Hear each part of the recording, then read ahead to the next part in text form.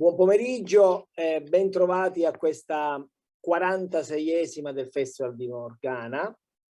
Come ogni anno, anche quest'anno il festival che si svolgerà, come sapete, si svolge dall'11 novembre al 21 novembre, oltre ai innumerevoli spettacoli che in questi 10 giorni si svolgeranno a Palermo presso il Museo Internazionale delle Marionette, ma presso anche altre sedi e altri teatri della città. Dicevo, come ogni anno abbiamo una serie di convegni e di presentazioni, di mostre che servono ad approfondire, a ragionare, a riflettere, a continuare un po' il lavoro che facciamo sempre durante tutto l'anno qui al Museo Pasqualino, di studio e di ricerca sulle tradizioni dell'opera di Pupi siciliana, ma non solo, ovviamente, anche delle altre tradizioni mondiali del teatro di figura. E il simposio di oggi, che porta il titolo appunto di Epica mondiale nel teatro di figura, quindi l'epica mondiale nel teatro di figura, e in particolare in Italia, India, Iran e Giappone, è la prova di questo nostro di questa nostra ormai diciamo pluridecennale attenzione verso il mondo della ricerca, dello studio, della salvaguardia e della trasmissione di questo patrimonio orale e immateriale dell'umanità. Oggi, grazie all'amica professoressa Joan Cavallo, abbiamo la possibilità di inaugurare il ciclo di 4 seminari, di 4 simposi che sono sponsorizzati dalla Columbia University e da altre importanti istituzioni internazionali che con essa collaborano. Questo ciclo di 4 seminari, che si inaugura oggi appunto, è incentrato sulla rappresentazione dei testi epici nel teatro di figura. Nel teatro di figura in particolare siciliano, indiano, iraniano e giapponese. Il tema significativo di questa nostra conferenza palermitana, voluta dall'amica Joan Cavallo, è quello proprio dell'esilio, il tema dell'esilio. Infatti nei capolavori epici di India, Iran, Giappone e Italia, capolavori che attraversano molteplici, tantissimi secoli e soprattutto abbracciano, come ben capite, religioni diverse, ognuna con le proprie complessità, con le proprie storie politiche, con i propri intrecci sociali e letterari, porta in risalto e fa vedere in maniera, diciamo, manifesta attraverso il teatro di figura questo esempio importante di narrazione attraverso gli oggetti che il teatro di figura ovviamente manipola, crea, modifica e presenta poi a tutti noi. Tuttavia queste narrazioni, che sembrerebbero distanti l'una dall'altra, perché distanti sono i paesi che oggi qui verranno rappresentati, ripeto, India, Iran, Giappone e Italia. Tuttavia, dicevo, queste narrazioni di questi diversi paesi così lontani anche tra di loro hanno caratteristiche, diremmo quasi parallele, che invitano indubbiamente gli studiosi a quella che Franz Boas ci ha insegnato e ci ha spiegato essere l'analisi comparatistica, e anche a un pensiero critico su una serie di temi ovviamente legati alla condizione umana, che oggi è molto attuale perché il tema dell'esilio è molto attuale, perché questo Festival di Morgana è proprio un festival incentrato sul teatro d'immagine e di figura del Mediterraneo, volendo proprio significare e volendo far vedere fisicamente che nel Mediterraneo che il Mediterraneo è un luogo dove ancora oggi ci sono tantissime realtà artistiche, culturali e intellettuali che portano un loro significativo contributo alla cultura del mondo. E quindi non a caso all'interno del Festival di Morgana abbiamo una compagnia turca, una compagnia tunisina, in modo tale da far vedere e dimostrare che oltre all'emigrazione, all'esilio, di cui ormai tutti i mezzi di comunicazione parlano quasi esclusivamente solo di questo, in questi paesi ovviamente, ma è bene ribadirlo, c'è una cultura plurisecolare che sta alla base della cultura occidentale. Ecco, perché questo bisogna dire, bisogna ribadire. Dicevo appunto che queste narrazioni, che sono molto parallele, e attraverso questo simposio e questo seminario si analizzeranno in maniera comparatistica queste tradizioni epiche di questi paesi, diciamo, del Mediterraneo, ma anche orientali, diciamo, del cosiddetto Oriente, per come molto dopo Said possiamo anche, come dire, destrutturare ovviamente questo concetto di Oriente. Tuttavia, diciamo, queste narrazioni hanno caratteristiche parallele, che invitano all'analisi comparatistica e al pensiero critico su una serie di temi legati alle condizioni umane attuali e contemporanee. Fino a poco tempo fa queste storie epiche erano, diciamo, l'elemento di primo piano nelle rispettive culture, attraverso le cosiddette tradizioni popolari, in particolare ovviamente attraverso il teatro di figura, ed è su questo che il seminario, diciamo, si concentra. Però non è solamente, diciamo, come dire, una storia del passato questo, ma ancora oggi si trovano compagnie di marionettisti che portano in scena testi epici per un pubblico assolutamente contemporaneo. A volte questi testi epici vengono rielaborati, le storie servono per innescare anche confronti collettivi che servono in qualche modo a promuovere la comprensione anche tra le diverse culture. E lo scopo di questo seminario è esattamente questo, quello di provare attraverso la comparazione a promuovere il confronto e quindi anche la comprensione tra culture diverse, che è lo spirito intimo, fondante del Museo Internazionale delle Marionette, quello di mettere insieme le diverse culture attraverso il teatro di figura, le diverse epiche, i diversi ragionamenti che queste epiche sviluppano, farle confrontare insieme stabilmente in un luogo che è il Museo Internazionale delle Marionette, dove le persone arrivano e vedono e confrontano le diverse culture e questo humus diffuso che le pervade, che è esattamente la narrazione, l'epica e la messa in scena di tutto questo, che confrontato ci permette di superare le differenze culturali. Queste 4 conferenze che oggi qui presentiamo si concentrano quindi sulle capacità drammatiche del teatro di figura di rappresentare queste narrazioni epiche diverse da paese a paese, diverse per lingua, per religione e ovviamente per territorio. E ha lo scopo fondamentale di promuovere il rispetto reciproco e la pace tra le culture. Questo è lo scopo di queste conferenze, ma è anche, ribadisco, lo scopo, la mission, come si direbbe, diciamo, del Museo Internazionale delle Marionette. Il confronto tra teatro di figura del mondo, tra le narrazioni epiche che questo teatro di figura del mondo mette in scena, tra le rielaborazioni contemporanee di questo teatro, di queste epiche, e quindi la promozione e il rispetto reciproco fra le culture, soprattutto la speranza di una pace duratura nel mondo. In questo primo incontro che oggi presentiamo,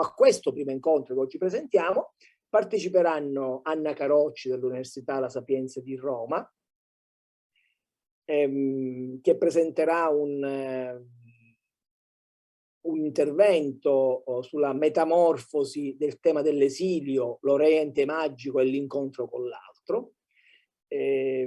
Poi parteciperà anche Paola Rickman dell'Oberlin College con un intervento sul testo epico per eccellenza dell'India, che è il Ramayana, quindi ragionerà su questo testo, sull'applicazione del teatro di figura di questa epica. Un altro intervento molto importante è ovviamente quello di Elizabeth Euler dell'Università di Pittsburgh,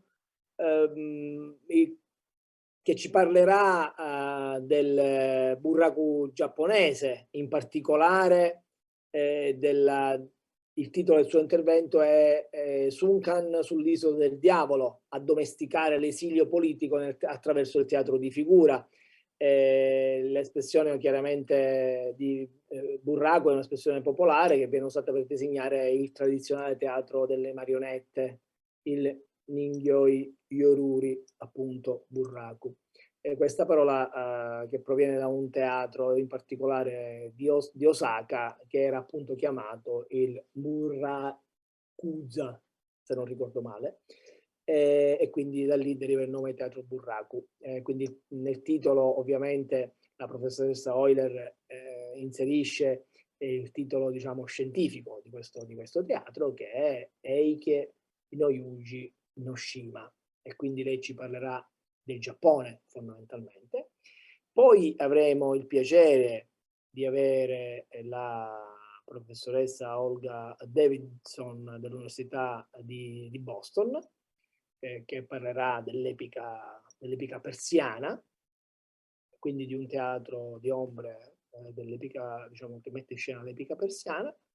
E infine avremo Alessandro Napoli, che ovviamente parlerà dell'Opera dei Pupi, quindi dell'Italia, della Sicilia in particolare, dell'Opera dei Pupi catanese in ulteriore diciamo specifica, e il titolo del suo intervento è Dolori e trionfi di Rinaldo, imperatore, nel poema La Trebisonda.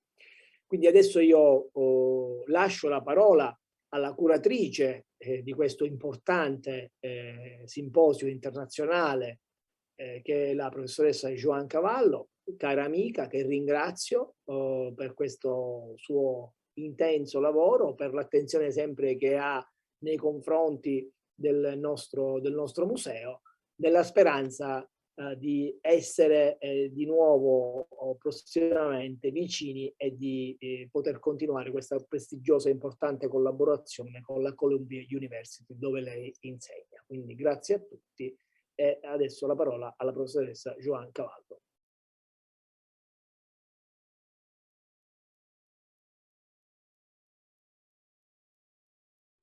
Greetings, everyone. The World Epics in Puppet Theater project is part of the Humanities, War and Peace Initiative through the Division of Humanities in the Arts and Sciences at Columbia University. I would first of all like to thank the Museo Internazionale delle Marionette Antonio Pasqualino for welcoming this mini symposium within the very rich program of this year's Festival di Morgana, and for all of the organizational time and technical expertise that it entailed to shift the talks from in-person to online in light of the continued uncertainties regarding travel during this period. The mini symposium on World Epics in Puppet Theater is possible because 5 eminent scholars were willing to share their time and their extensive knowledge about the epic traditions of India, Iran, Japan, and Italy. Today, each speaker, Paula Richmond, Elizabeth Euler, and Olga Davidson from North American institutions, and Anna Carocci and Alessandro Napoli from Italian institutions, and the latter also from a family of puppeteers, will discuss in particular the theme of exile in puppet theater adaptations of episodes from the Indian Ramayana, the Japanese Tales of the Heike, the Iranian Shahnameh, and Italian chivalric epics. The World Epics in Puppet Theater project does not end with today's mini symposium, however. First of all, We've planned additional events designed to foster intellectual exchange and more public awareness regarding these 4 epic traditions and their elaboration in puppetry arts. Second, I'm developing a website called World Epics with special attention to epic narratives in theater, puppetry arts, music, art, and film. So I invite you to browse the website and to check out the resources. And I'm going to share my screen for a moment. This brings you to the homepage, and you can search for epics by location or by time period, or you could go up to the tab. And so if you click on the ancient world and you're looking for the Ramayana, for example, you click on the image and it brings you to the page dedicated to this epic, beginning with an introduction, in this case by the acclaimed author and translator Arshia Sattar, and followed by a resources section. And if you click on images, you have a selection of images with their description or films and performances. And here you have a documentary about the Indian puppet theater that Professor Richmond will be discussing today. Or if you go to the 10th to 14th centuries because you're interested in the Shahnameh, again, you click on the image and it brings you to a page with an introduction by Olga Davidson and then a series of resources. For example, several images and performances, including an opera based on the episode of Rostam and Surab that was staged as a marionette opera. And I'm going back to the homepage that also contains resources such as other websites that are dedicated to the epic and information about upcoming events or book series journals. If you click on the World Epics in Puppet Theater page and scroll down, you'll get the most updated information regarding the mini symposia, information such as the academic committee, the co-sponsors, the bios of today's speakers, and at the end, further resources with various links. And I invite you to send me additional resources that I can post on this list. So the project goes beyond today's mini symposium, but right now, I'd like to express my gratitude to everyone who contributed to making this event possible and my eagerness to pass the baton to today's speakers. Grazie a tutti e buon ascolto. Grazie molte Joanne per questa tua introduzione al ciclo di seminari. Ribadisco che per noi è una importantissima collaborazione che abbiamo già iniziato da tanti anni e che stiamo proseguendo con questo primo incontro, e quindi veramente sono molto contento di essere qui oggi con tutti voi. Però adesso entriamo nel vivo di questo seminario, dando immediatamente la parola alla professoressa Paola Richman della Oberlin College. Il titolo dell'intervento della professoressa, lo traduco in italiano, è "Quando gli eredi al trono vengono esiliati nel Ramayana indiano", La professoressa Richman introdurrà brevemente il Ramayana e la tradizione del teatro delle ombre dell'India sud-occidentale, in particolare del Tolpa Bakuttu. Parlerà dell'esilio di Rama nella foresta e dei suoi incontri chiave all'interno di questo immaginario appunto della foresta che nel Ramayana è molto presente. E esaminerà insomma in particolare un episodio che si è sviluppato appunto in questa particolare forma di teatro di figura che insomma delle ombre indiane, del Tolpa Bakuttu, che è un testo in Tamil che sconvolge in qualche modo, vedrete, la nozione di Rama come un uomo perfetto e crea, come dire, nei confronti del demone femminile, la cui casa è nella foresta, una certa simpatia, direi. Ecco, quindi passiamo subito la parola alla professoressa Richman, che ringrazio per essere qui con noi oggi. Quindi ascoltiamo la professoressa Richman.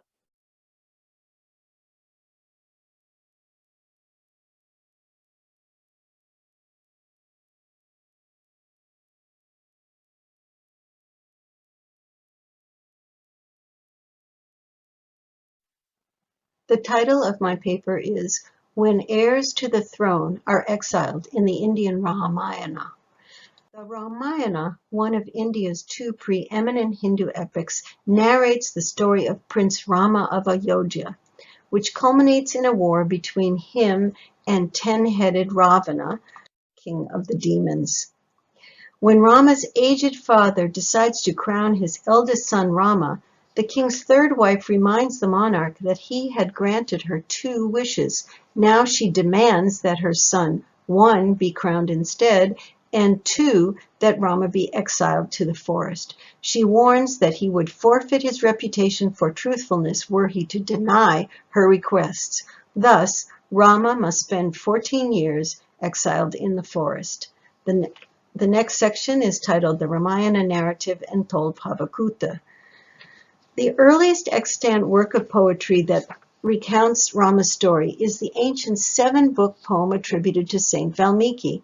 The Sanskrit text circulates orally for an extended period of time, but scholars assert that it became a fixed text around 200 in the Common Era. Sanskrit, a pan-Indian language used by priests, kings, and poets in royal courts, circulated primarily among elites.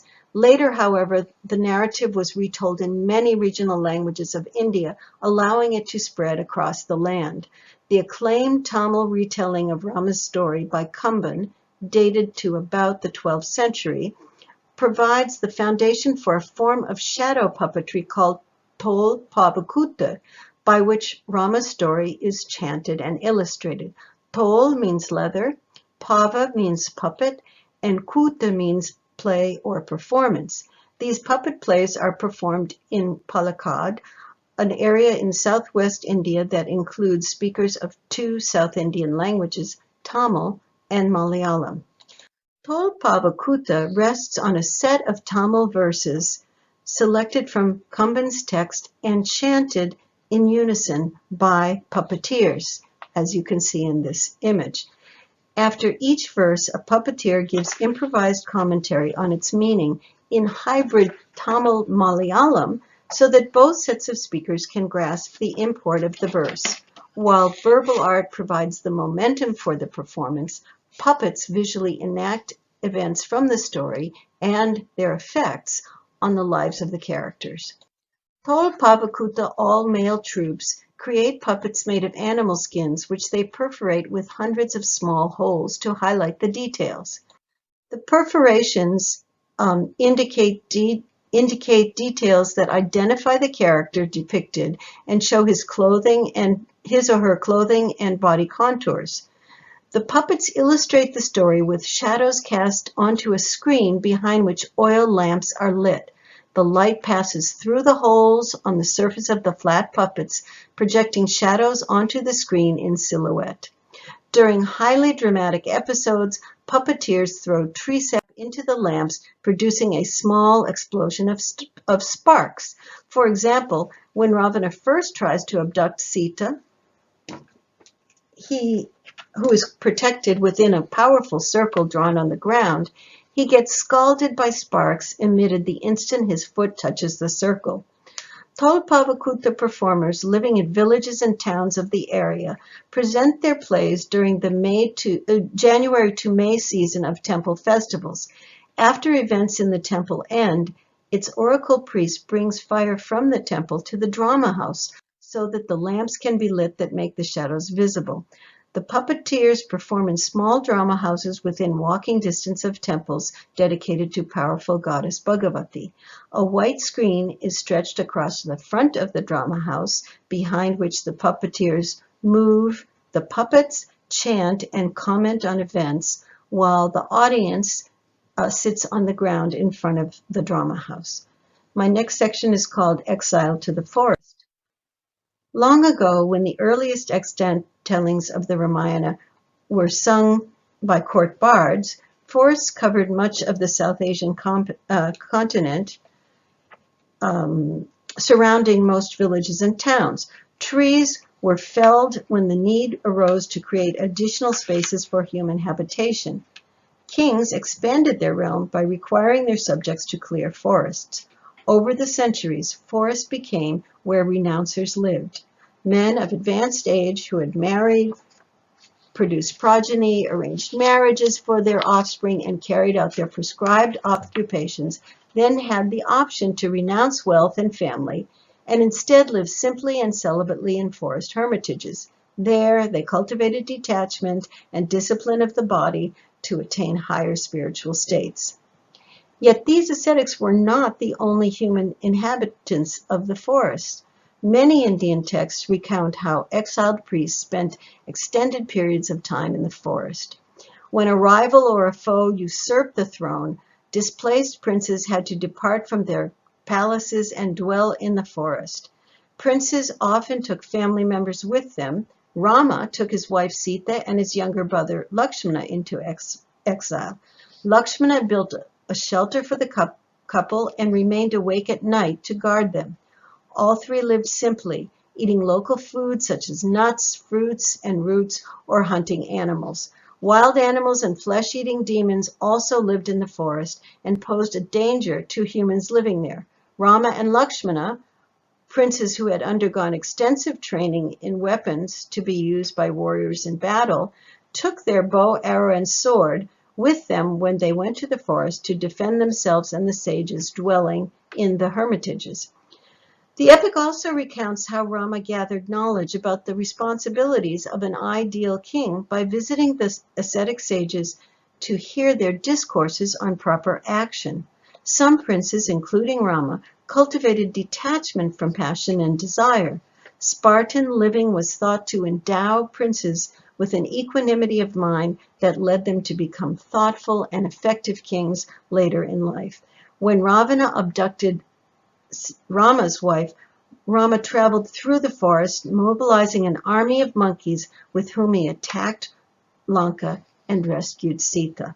The next section is called Forest Encounters. Until this point, Rama's story had focused on his birth, victory and tests of strength, and his marriage to Sita, followed by the dynastic struggle over the throne that resulted in Rama's exile.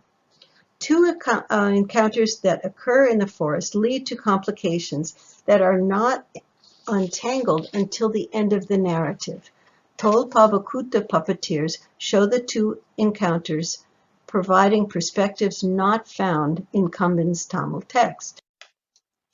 When the threesome reach the forest, their first need is shelter. Lakshmana had knowledge of architecture and set out to gather materials to construct a hut for them. In the dense forest, he identified a tree made of strong wood and was cutting it down to build a frame for the hut and then create a thatched roof to keep out the rain. In the Tolpavakuta play, however, Lakshmana did not know that a young man named Shambhu Kumaran was doing asceticism on a high branch within the leafy tree. The boy was the son of Ravana's sister, that is Shurpanakha, and her husband. Unfortunately, in battle, Ravana mistook her husband for a member of his enemy's army and killed him. Shurpanakha was devastated by his death and encouraged her son Shambhu Kumaran to revenge his father's death. Since Ravana was said to be invincible, the boy needed a miraculous weapon to slay him. He practiced rigorous self-mortification so the gods would bestow a divine sword upon him. Lakshmana, who was unaware that the boy was there, began to strike the tree, inadvertently killing the boy, whose body fell to the ground, covered in blood. Lakshmana realized that this death was a bad omen. Indeed, it foreshadowed the unexpected dangers that lay ahead in the forest. After Lakshmana left with the wood to build his shelter, Shurpanakha came looking for her son and found his dead body. Devastated by this undisturbed death in her family, she lamented and vowed to kill the murderer. Setting off through the forest, she looked for traces of the killer, eventually ending up at the hut that Lakshmana built. There she caught sight of Rama for the first time.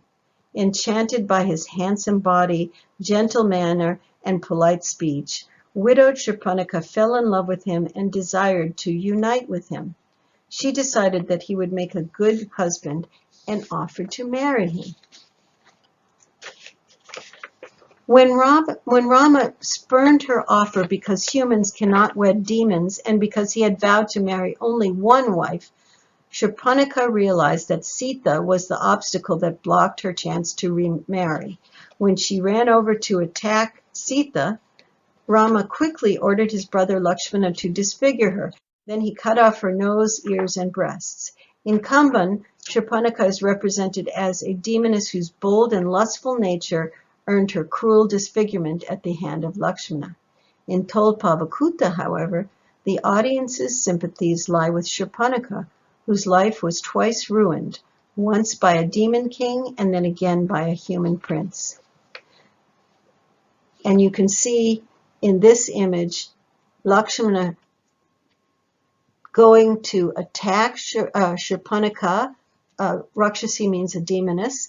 You can see her long nose and her breasts that are extended, and her ears are partially visible in the puppet right above the earrings. Screaming in pain, she fled to Ravana's court, inciting him to revenge her mutilation by abducting Sita from the forest. Ravana ordered his uncle to take the form of a golden deer, win Sita's affection, and then lead Rama and Lakshmana away from the hut to capture the deer as her pet.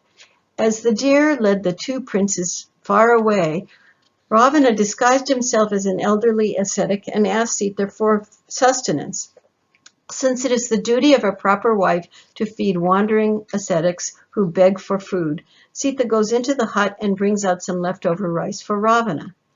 After he steps close to Sita and is scalded, he claims he's too old and frail to come to her and insists that she bring food to him. As soon as she steps beyond the circle, Ravana resumes his normal 10-headed demonic form, takes her into his chariot, and flies off to Lanka, where Sita is kept in captivity. The episode in which Lakshmana killed Shurpanakha's son circulated locally and was inserted into Tolpavakuta by the puppeteers. By doing so, they evoke sympathy for Shurpanakha by presenting her as a doubly sorrowful widow who has lost her husband and her only son and then is mutilated.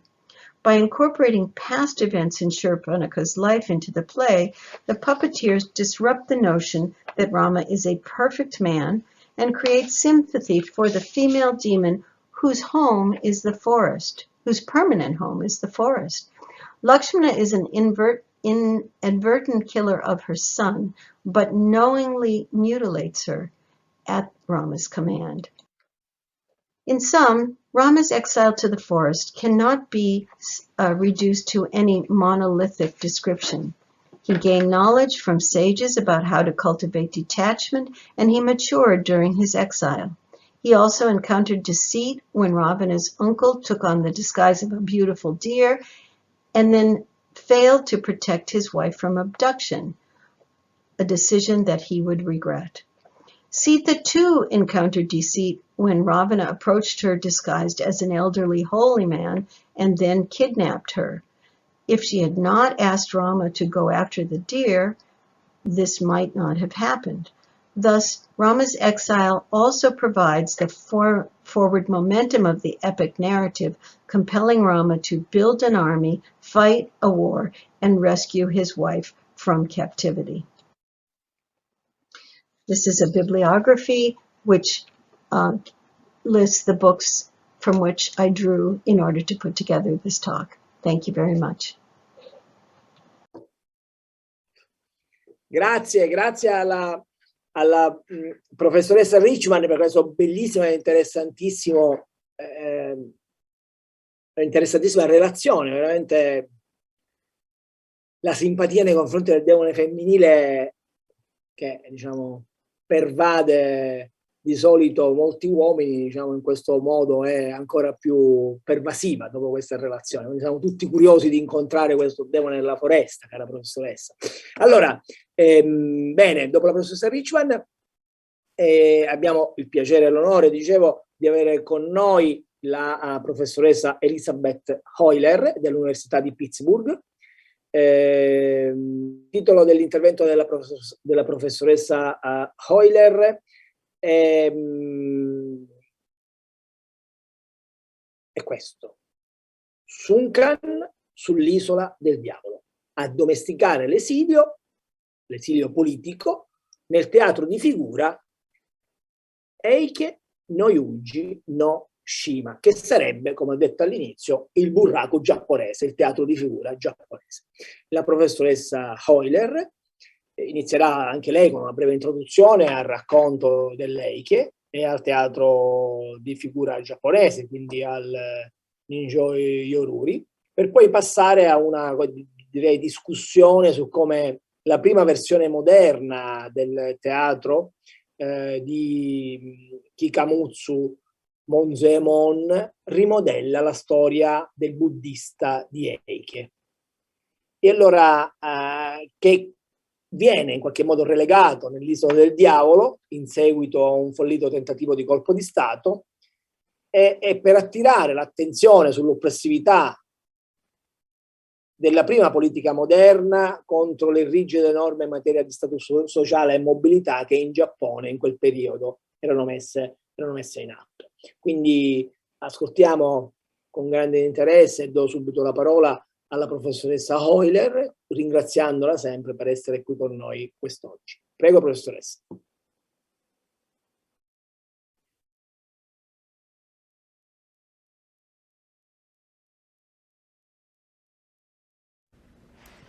Good afternoon. My name is Elizabeth Euler, and I teach classical Japanese literature, culture, and language at the University of Pittsburgh. I'd like to thank Professor Cavallo, our host at the Museo, Columbia University's Humanities War and Peace Initiative, my fellow presenters, and the audience for the opportunity to share some thoughts today on the Japanese epic tradition as represented in the puppet theater, or Ningyo Joruri.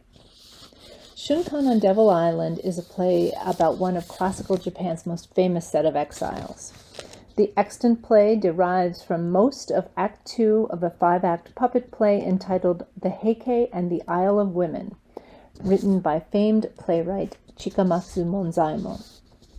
The play debuted in 1719, and it is based on 2 earlier works, The Tale of the Heike, which I'll refer to from here on as the Heike, the early 14th century war tale and what we think of when we say Japan's epic, and the early 15th century no play Shunkan, based on the Heike narrative.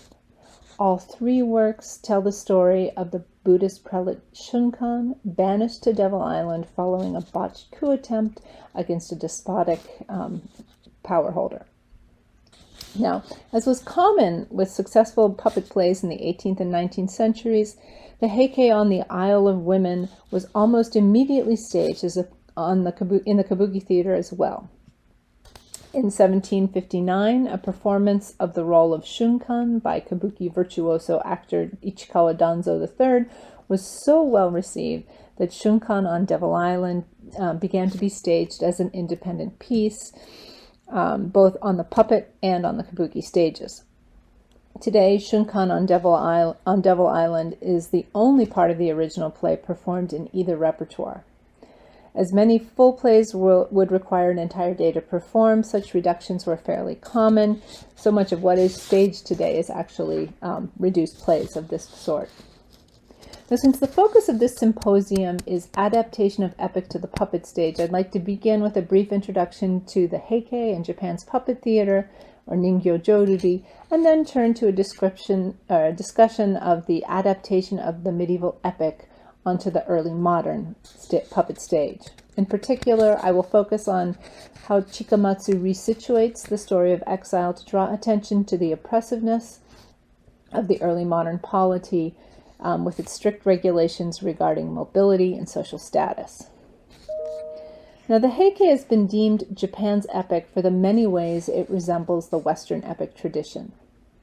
Although not a poem, the Heike embraces oral formulaic tropes associated with epic, including dressing the warrior, order of battle, enumeration of lists, and name announcing. It recounts a 6-year civil war that brought Japan's classical age to a close with the victory of the man who would become Japan's first shogun in 1192.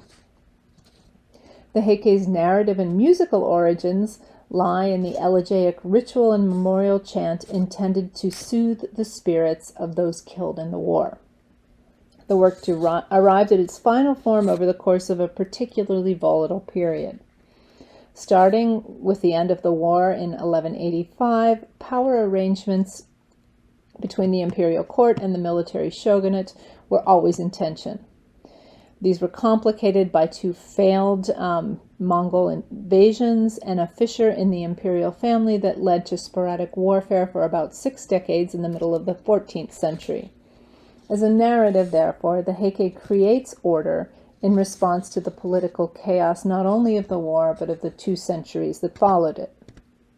A major line of its variants was orally transmitted by solo blind male performers who dressed in monk's garb. We see one here. Such men were called biwa hoshi, or biwa priests, since they used the biwa lute to accompany their performances, and they were loosely affiliated with Buddhist temples.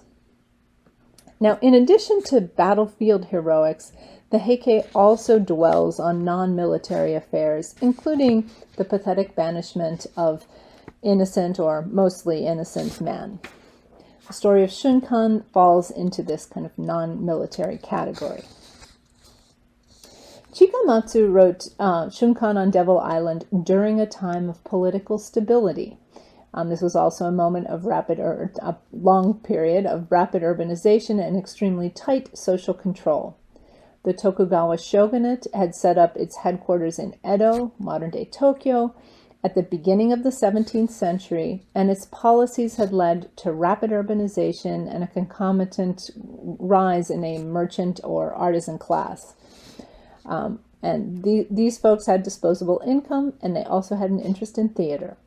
At the same time, the social structure was codified into a 4-tiered system with samurai at the top, merchants and other urbanites at or near the bottom. Rules restricted movements and social behaviors, particularly for non-samurai, and censorship was a constant obstacle for those creating in many spheres, including the theater. Now, by Chikamatsu's day, the twin arts of puppet theater and kabuki were thriving, both in Osaka, where Chikamatsu worked, and in Edo. And this is a street scene from Osaka during Chikamatsu's day. Multiple permanent theaters for both arts vied for audiences' attention, and the competition between the two led to major innovations in both. In the puppet theater, One result was the extremely complex puppets that we see today, which require 3 puppeteers to manipulate. Some have eyes and mouths that open, or horns and fangs that can be revealed, as we see here. Now, the puppet theater also involves specialization of performer types.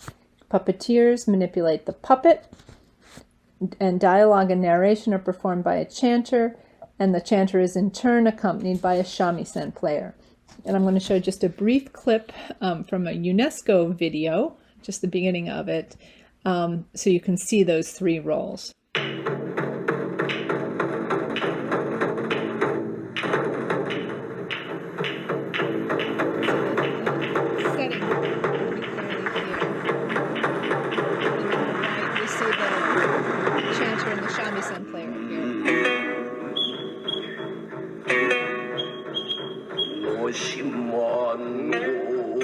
Ranking along with No and Kabuki as one of Japan's foremost traditional stage arts, the Ningyo. Okay, so I'm going to leave that for now, just since we've gotten at least a little feel for what the puppet theater looked like.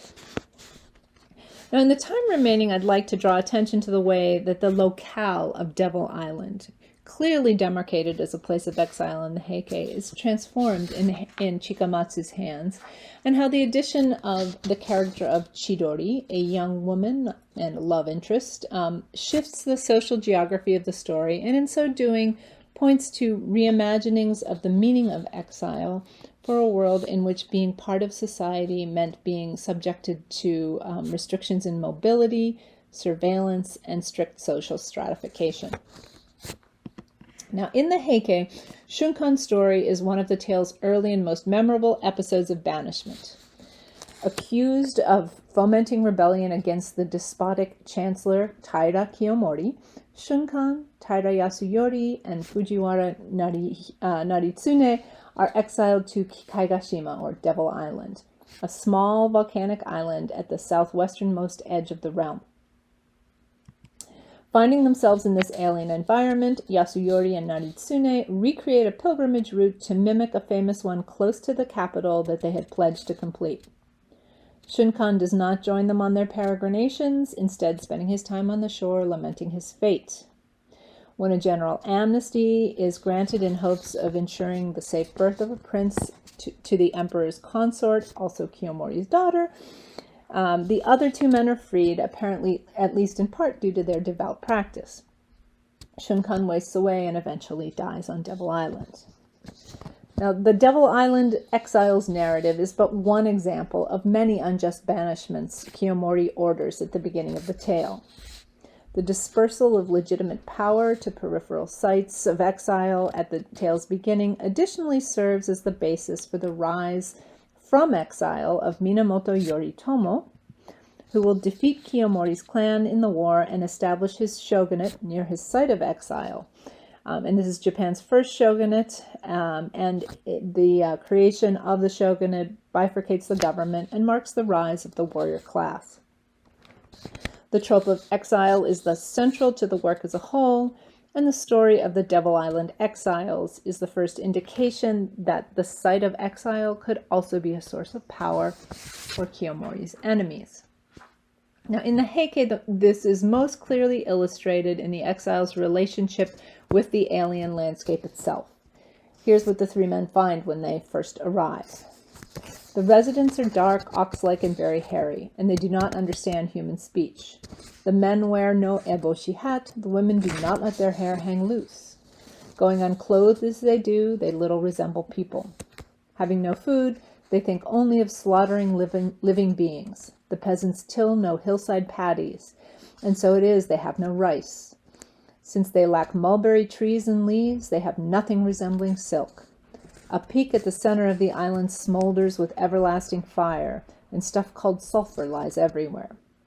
Some even call this Sulfur Island. Above, thunder constantly crashes and booms. Below, it just rains and rains. No, not for one miserable moment did human life seem possible here. This description underlines the kind of distances from the capital at which Devil Island lies. Linguistically, culturally, physically, The residents are alien and frightening to the exiles. Scholars also note that this fiery vision of the land resembles depictions of Buddhist hell realms, like the one we see here. This is a place that is not only not Japan or the realm, it also seems to be much more like that most alienating exilic destination, death. Now, the response of Yasuyori and Naritsune, however, is to inscribe on this hellish landscape the topography of the Kumano shrines, a complex of 3 holy sites spread over the Kii Peninsula just south of Kyoto that formed one of the most important and prestigious pilgrimage circuits during Japan's classical age and beyond. Devotees of the Kumano deities, Naritsune and Yasuyori, quote, wanted at all costs to enshrine the 3 Kumano deities on the island so as to pray that they might return to the capital, end quote. They do this by naming certain features of the landscape after similar sites in the Kumano region, and they then travel from one to the next as if they were on a pilgrimage route. The narrative remarks, they could not change to new pilgrim robes since they had none. They dressed in hemp and for their ablutions drew from a swale water that in their minds they drew from the pristine Iwata River. Whatever height they chanced to climb, in their minds was the Hoshin Gate, and on each of their pilgrimages, Yasuyori pronounced a prayer. So the circumambulations of Devil Island by these two thus convert the land from hellscape to sacred space. In so doing, the men effectively transform their dead-end journey of expulsion into one of pilgrimage, that circular, profitable kind of movement, one that embraces a return home. Within the Heike, the making familiar of Devil Island as a mini Kumano resonates with the treatment of other provincial locales. As provincial residents and formally or informally exiled political players become more prominent, the spaces they inhabit become meaningful in new ways that complicate the exile motif. Here, 2 unjustly banished men imbue such a space with the numinous power of Kumano and leverage that to effect their return. This early extended narrative then transforms the peripheral into the powerfully sacred, and it's one of the narrative's first hints at how ideas about exilic spaces will be altered in the war tale. Now, Shunkan on Devil Island differs from the Heike narrative and the No based on it by introducing this 4th character to the group of exiles. And she's Chidori, a young woman from Devil Island who has attracted the romantic attentions of Naritsune, the youngest and most politically prominent of the exiles. They have married, and when the wicked envoy bearing news of the pardon arrives, Naritsune plans to take Chidori home with him. Now, in this version, all 3 men are actually pardoned through a plot twist I'll leave aside for now. But conflict derives from the envoy's unwillingness to bring this 4th passenger back to the capital. The plot thickens when Shunkan learns that his beloved wife, Azumaya, has died by her own hand to protect herself from the sexual advances of selfsame Kiyomori, our villain. The play concludes with Shunkan having slain the envoy and thus given cause to remain unforgiven,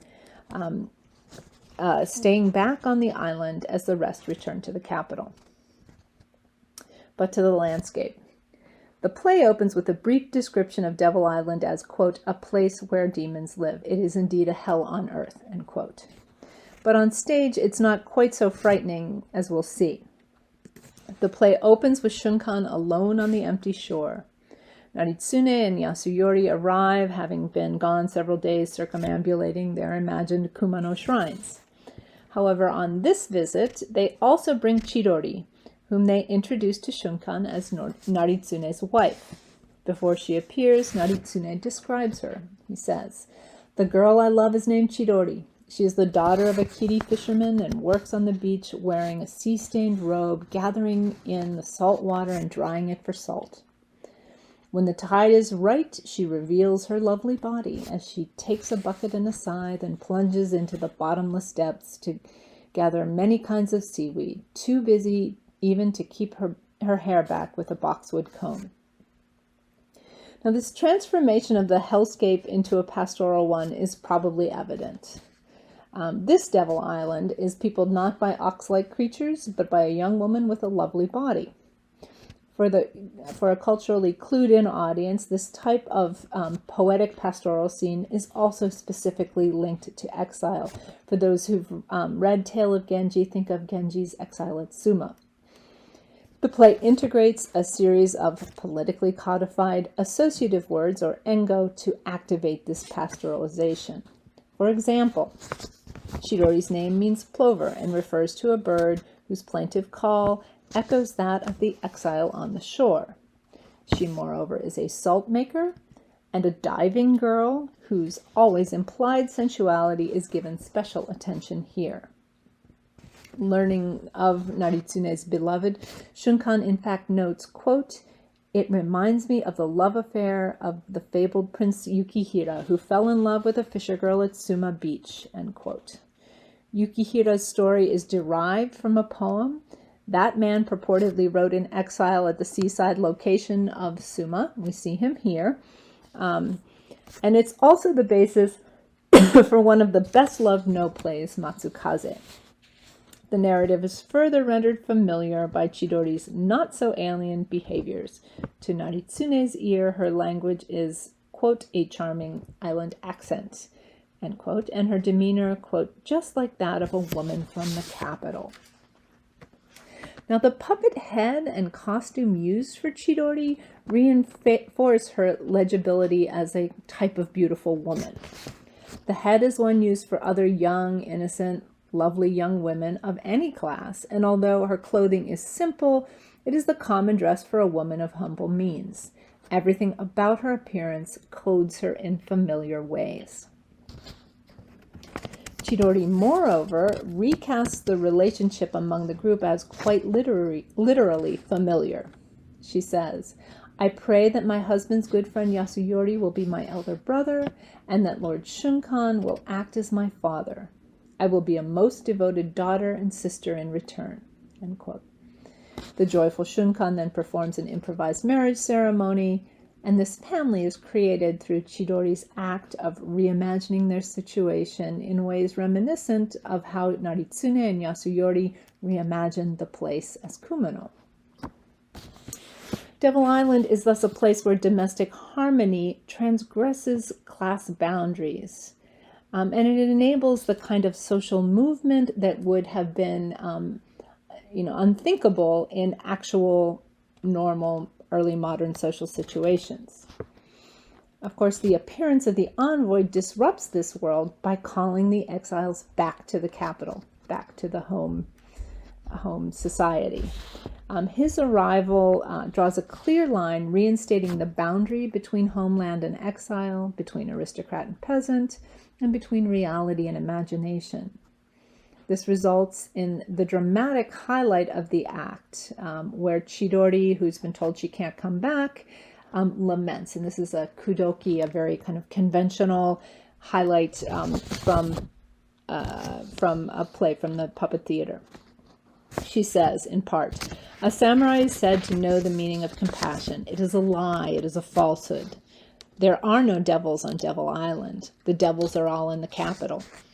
From the very day we first exchanged vows, wishing a letter of pardon from Kyoto, I worshipped the sun and the moon and fervently prayed to the dragon god, not because I wanted to return with my husband to the capital to live a life of splendor, but because I wanted to sleep with him there at least one night.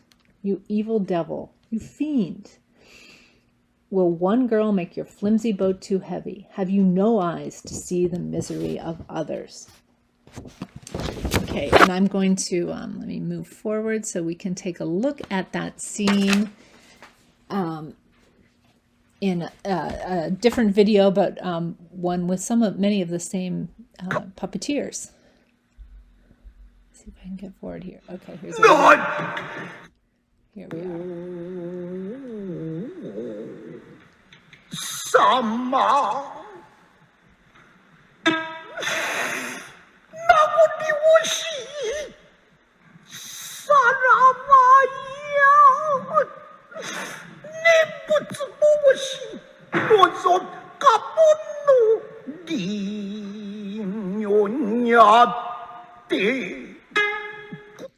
Okay, that's just a quick moment of the play to give you a feel for it. But as you can see, it's a pretty rich passage. It reverses the order. The center is the land of devils, and Devil's Island is home, while at the same time allowing Chidori to express her desire to be at the center anyway. And this is, of course, a desire that's ultimately realized. So, what is Devil Island for the early modern audience? On one level, it's a fantasy pastoral realm where a domestic, happily ordered, if patently invented, family can exist. It lies outside the realm, beyond the reach of the strict social class structure, and it represents freedom from such restrictions.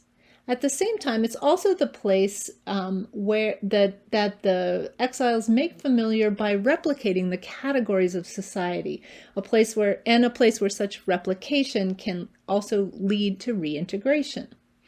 And this is what makes the final scene so particularly poignant. Shunkan remains on Devil Island out of self-sacrifice, rather than any inability to imagine reintegration into society. By enabling Chidori to take his place on the boat, he is acting precisely as a loving father, a member of a community. In the context of early modern theater, where self-sacrifice was celebrated in increasingly theatrical acts, the quiet solitude of Shunkan at the end of this play is particularly moving, especially in the excellent hands of the late Yoshida Tamao, the puppeteer we've been watching and who we'll watch a little more of now. So I'd like to conclude with this striking visual moment where we leave Shunkan. We'll see him standing as he watches the boat disappear, utterly alone on Devil Island. Okay, and let me move forward so we can see him at this very, just for a few brief seconds.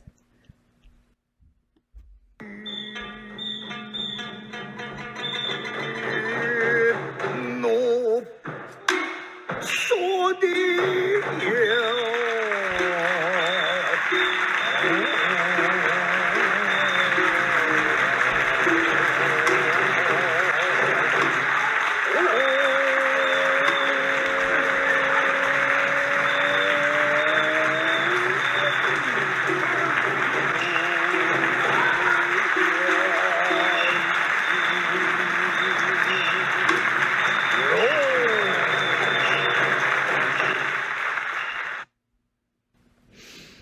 All right, well, that concludes my recording. I look very forward to getting the chance to speak with all of you at the symposium. Thank you.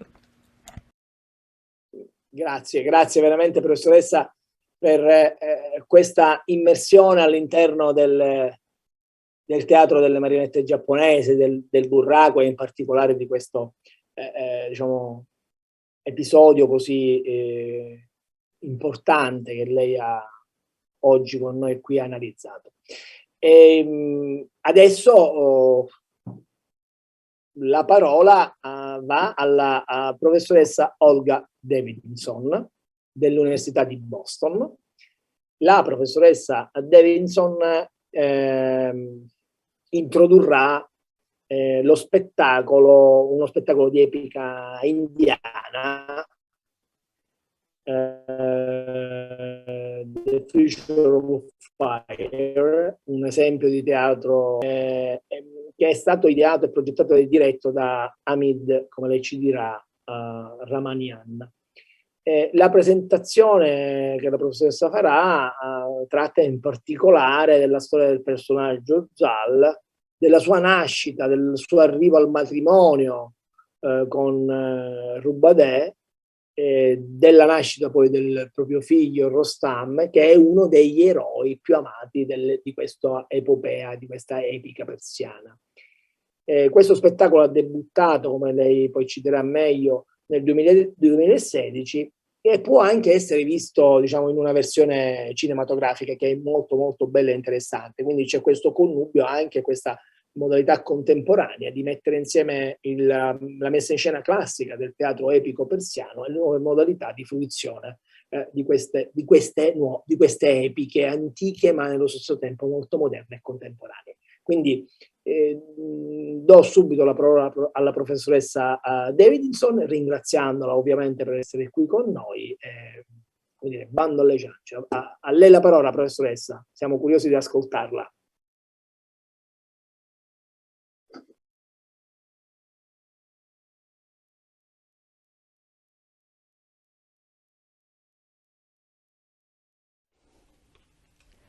Hello, I'm Olga Davidson from Boston University, and I'm going to give you some background information to help you further enjoy the Feathers of Fire by Hamid Rahmanian. Rahmanian makes what's called in Persian sayebazi, which means shadow play. And this is a form of puppetry that is all over the Mediterranean, through to China, I believe. It was very much a part of the Ottoman Empire. So Greeks have it, they call it karaguza. Turks use it, they call it karagöz. The Egyptians have it. In fact, there's a movie called Karaguza, something like that, with Omar Sharif as being a shadow puppet person. And they used it a lot for political plays. And then in Persian, it was sayebazi. It's kind of used for birthday parties, I've been told. I've never seen performances of Persian sayebazi except for Feathers of Fire. And then, but I do know that they use shadow play, this type of puppetry, also in China. I don't know what it's called in Chinese, but it is particularly lovely. But the way Rahmanian has done it is exquisitely beautiful. I really was mesmerized when I first saw it. Rahmanian took the storyline of Zal and Rudabeh from the Shahnameh of Ferdowsi. The Shahnameh is the Persian national epic.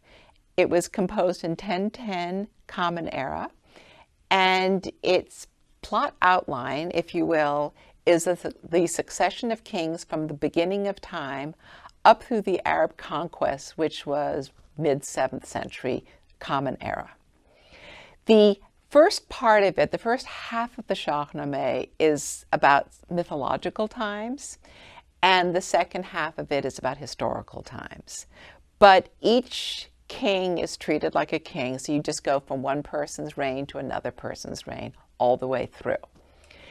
In the mythological part, you have a series of shahs, and then you also have a military, I don't like to use the word military, a kind of knightly or vassal family called the House of Dastan.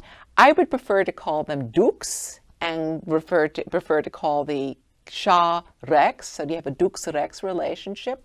We are, after all, in Italy at this particular point. We are giving this conference, so let's go with dukes and rex. And the dukes family basically just has Sam, then Zal, and then Rustam.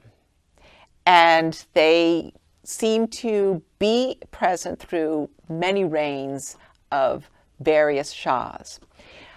In this particular episode that we find, which in Feathers of Fire, is we deal with the birth of Zal, whose father is Sam, and then his courtship, Zal's courtship of Rudabeh. And what I would like to say, that this gives you the ingredients that you need for the most important hero of the Shahnameh, and that is Rustam. So we're now going to see what makes Rustam. Let's go back. Sam rejected Zal when he was born because he had white hair. You could call him an albino. You could also call him out of season because he's hoary-headed as opposed to bald, as the babies are. I'm just joking. He then exposes Zal, and Zal is picked up by a simor, which is this magical bird, and she takes him up to her nest and raises him as one of her chicks, and he survives, and she feeds him whatever she's feeding her other chicks. I think he grows up on a lot of blood and milk or something like that. I can't quite remember. And when Zal comes of age, whatever one wants to call coming of age is, adolescence, manhood, whatever, young manhood. Sam begins to regret his choice of exposing his child. He has dreams, and there's been he gets the impression that he should go and find his son. So he wanders into the desert, and there you have, and this is lovely, beautifully depicted in miniatures, of him looking up on a mountain and seeing this beautiful boy with white hair. So he immediately recognizes his son, brings him back to his home, his small king, I wouldn't call it a kingdom, dukedom, which is Zabulistan. And he then teaches him how to behave in a court and not act like a bird in Zabulistan. And then he leaves him. And so says, mind the fort for me, I have to go off and fight some battles. And that's pretty much the rest of what you hear about Sam in the Shahnameh. Sam, in the meantime, is well trained on how to have courtly behavior, how to do managerial skills, whatever one takes to run a dukedom. And he also wants to visit various parts of the dukedom, but he also specifically wants to go to a part of the dukedom where I guess you could call the mayor or whatever it is of Kabul, is because he's heard that there's a girl who is extraordinarily beautiful there. And so he goes to Kabul, and he meets Mehrab, and he meets Sindocht, and they welcome him, and he's very interested in their daughter. And the daughter hears about him, and she is very interested in him. And I'm going to rush through this part because this, after all, is well played out in the actual film that you see. But I do love the idea that this girl sends her handmaidens out to check the guy out, which is not what nice girls do, especially if they live in a tower. And she is living in a tower, and she has very long hair. And she, offers to have Zal climb up her hair to get into the tower. Very Rapunzel. But just like Rapunzel, there are alternative ways, which is figure out your own way how to get up to the tower. And that's what Zal does. But this is, pretty forward of her, but she makes her own bridal choice. Mehrab is against this. It seems that this becomes almost a state problem, and astrologers are brought out, and finally it's Minucher, who is the Shah, gives the permission for the two to marry because the astrologers have said, and I want to backtrack a little bit, the biggest concern was, how is it going to be if Zal, who is raised by a bird, is going to be married to Rudabeh, and Rudabeh's father, Mehrab, is said to be a descendant of Zahak. Let me backtrack a little bit and say who Zahak is. Zahak was a former Shah. He was an evil Shah, and he had been kissed on both shoulders by Iblis, the devil. 2 snakes popped out of his shoulders. And he basically depleted the fertility of the country by feeding his snakes the brains of young boys. And this went on for 1,000 years. And so you look at Zahak and you would see him as a 3-headed monster. You have depictions of him sometimes, as you also have in this film, of a 3-headed monster or a dragon-type figure, or else you have him as just a nice little Persian miniature guy with 2 snakes out of his shoulders. But the biggest concern was, what are you going to get if you have a bird boy and a snake dragon girl have a baby? And it was told, the astrologers gave the go-ahead, saying the most marvelous baby's ever going to be born out of this particular union. The Simorgh had given, when Zal departs from the Simorgh, she had given him a feather to burn if she should ever be in trouble, if he ever needs her. And when Rudabeh is in labor with Rustam, she can't give birth because Rustam is so out of proportionally fantastic and gigantic that she has to have a cesarean section. And the feather heals her of her cesarean section, so she lives a long life. But that's at the beginning of Rustam's life. Now, let's go back to one thing, is I will say with Zal's rejected, he was brought out into the desert. And you have this type of motif with Rustam. Rustam is somebody who is sort of the fighter who's always outside of society, protecting. He's kind of a young scout type person, sort of minding the borderlines, endangering himself, going off into the desert, eating vast amounts of wild boars or whatever it is. No, I shouldn't say wild asses, and gets into trouble doing things like that. But he has a history of doing this type of stuff as the special hero. I'm going to fast forward through his life. He does live for 500 years. He does extraordinary things for keeping Iran safe from any enemy, and he is an extraordinary hero. But towards the end of his life, he is challenged by the prince, the future ruler of Iran, who has a father who has severe issues. And the prince is named Esfandiar, and he has been commissioned by his father, because his father wants to get rid of him and get him killed, to bind Rustam and bring him back in disgrace to the court. And they have a trade of invectives. And at one point, Esfandiar says to Rustam, your father was so ugly when he was born that his father exposed him, absolutely rejected him. Seymour picked him up, tried to feed him to her babies, and even they wouldn't eat him. That's how ugly your father was, which is a great sort of turn of the story. And this is they trade barbs back and forth. Let me do two parallels between Rustam and Esfandiar. They both do something called a Haft-Khan, or 7 ordeals.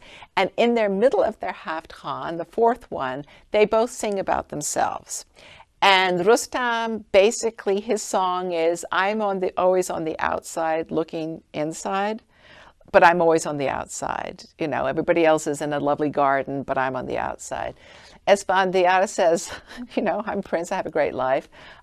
Doesn't do that. He's very much on the inside, and he just wants to get married. He's just looking for something nice or something like that. But he's very different from Rustam. So the reason I'm bringing this up is to show how Rustam, throughout his entire career, is an outsider who is protecting the inside, is one way of looking at it. And you have that ingredient being brought into him from his father, Zal, who was rejected.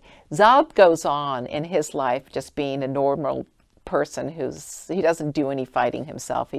His function really is to be Rustam's father. And so in this battle that happens between Rustam and Esfandiar, Esfandiar gets the better of him and fires so many arrows into him that Rustam is like a pincushion or a porcupine.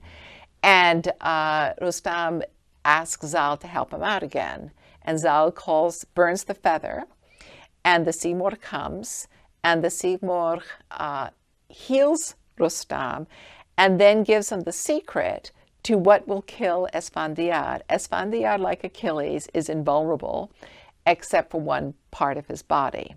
I think you have the same thing in Old Irish and also in Germanic traditions. And the way to kill Esfandiar is to shoot him in the forehead or in the eye, with a tamarisk root. And so, but if whoever does that, they're going to die right afterwards. So Rustam does, to save his own honor, because as Rustam does say to Esfandiar, I'm sorry, I cannot let you do this. They do a lot of negotiations. And he says, I can't do this because, I will only be remembered for being humiliated. And there goes my entire legacy. So he's sort of stuck as, do I commit regicide or do I completely trash my reputation? He chooses to commit regicide. And so he shoots Esfandiar in the, right between the eyes with the tamarisk root, and that takes care of Esfandiar. And then shortly afterwards, he's killed by his own half-brother. And that's the end of Rustam. And that's also the end of the whole line of Dastan. So one of the things which I thought was particularly brilliant, what Rahmanian has done, is he's played with all these themes with the headdresses of the shadow puppets.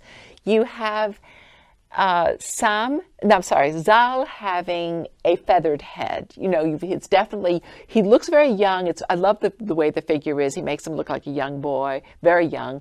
And then you have this, and he makes the hair white because he just leaves it open. You can see that. But you have that feathered effect. Then you have the Mehrab.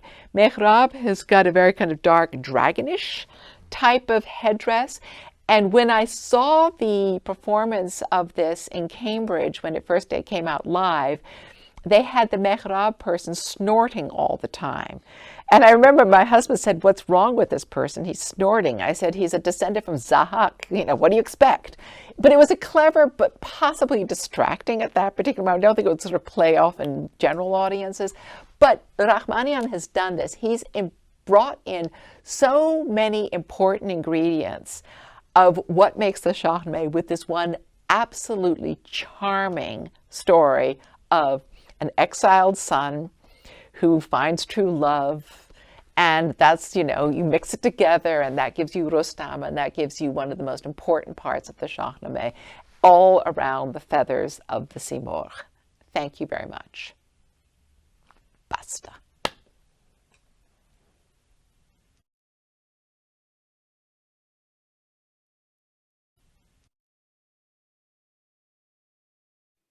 Grazie professoressa Davidson per questa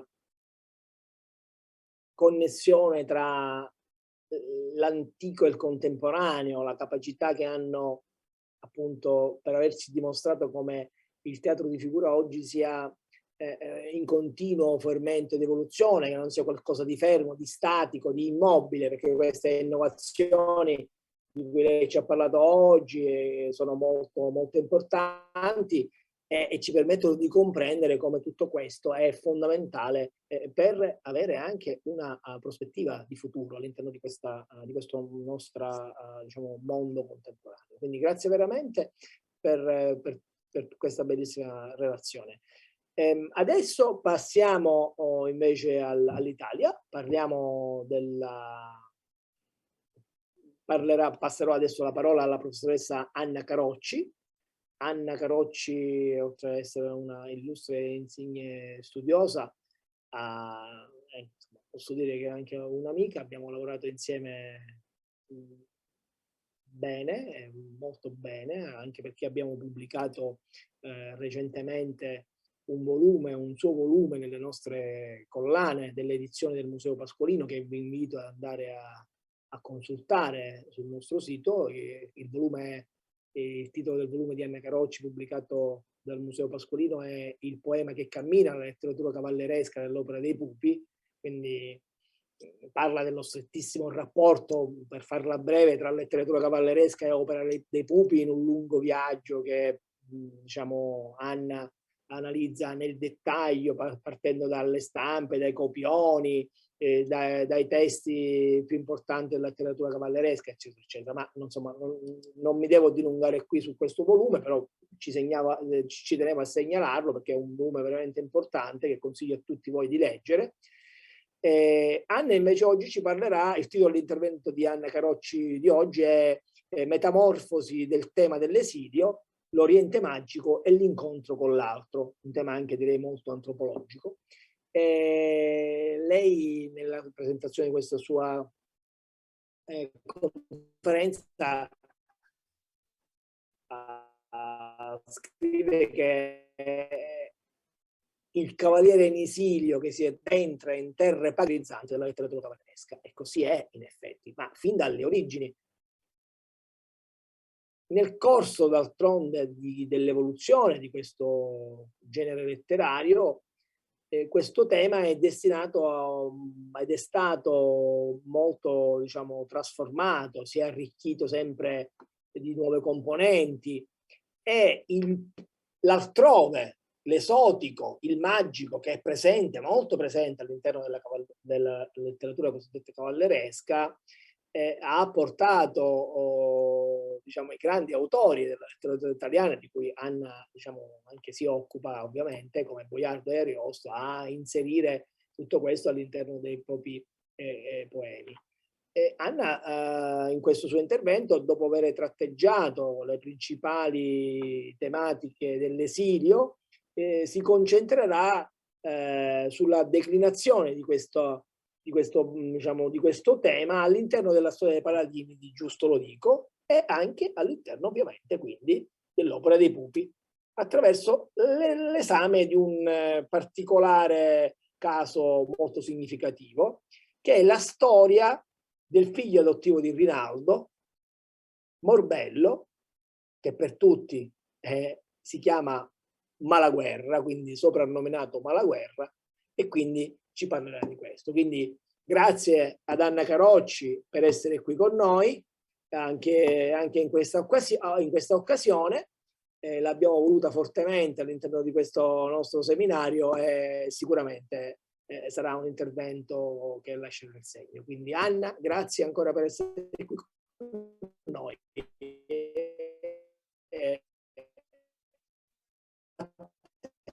La parola.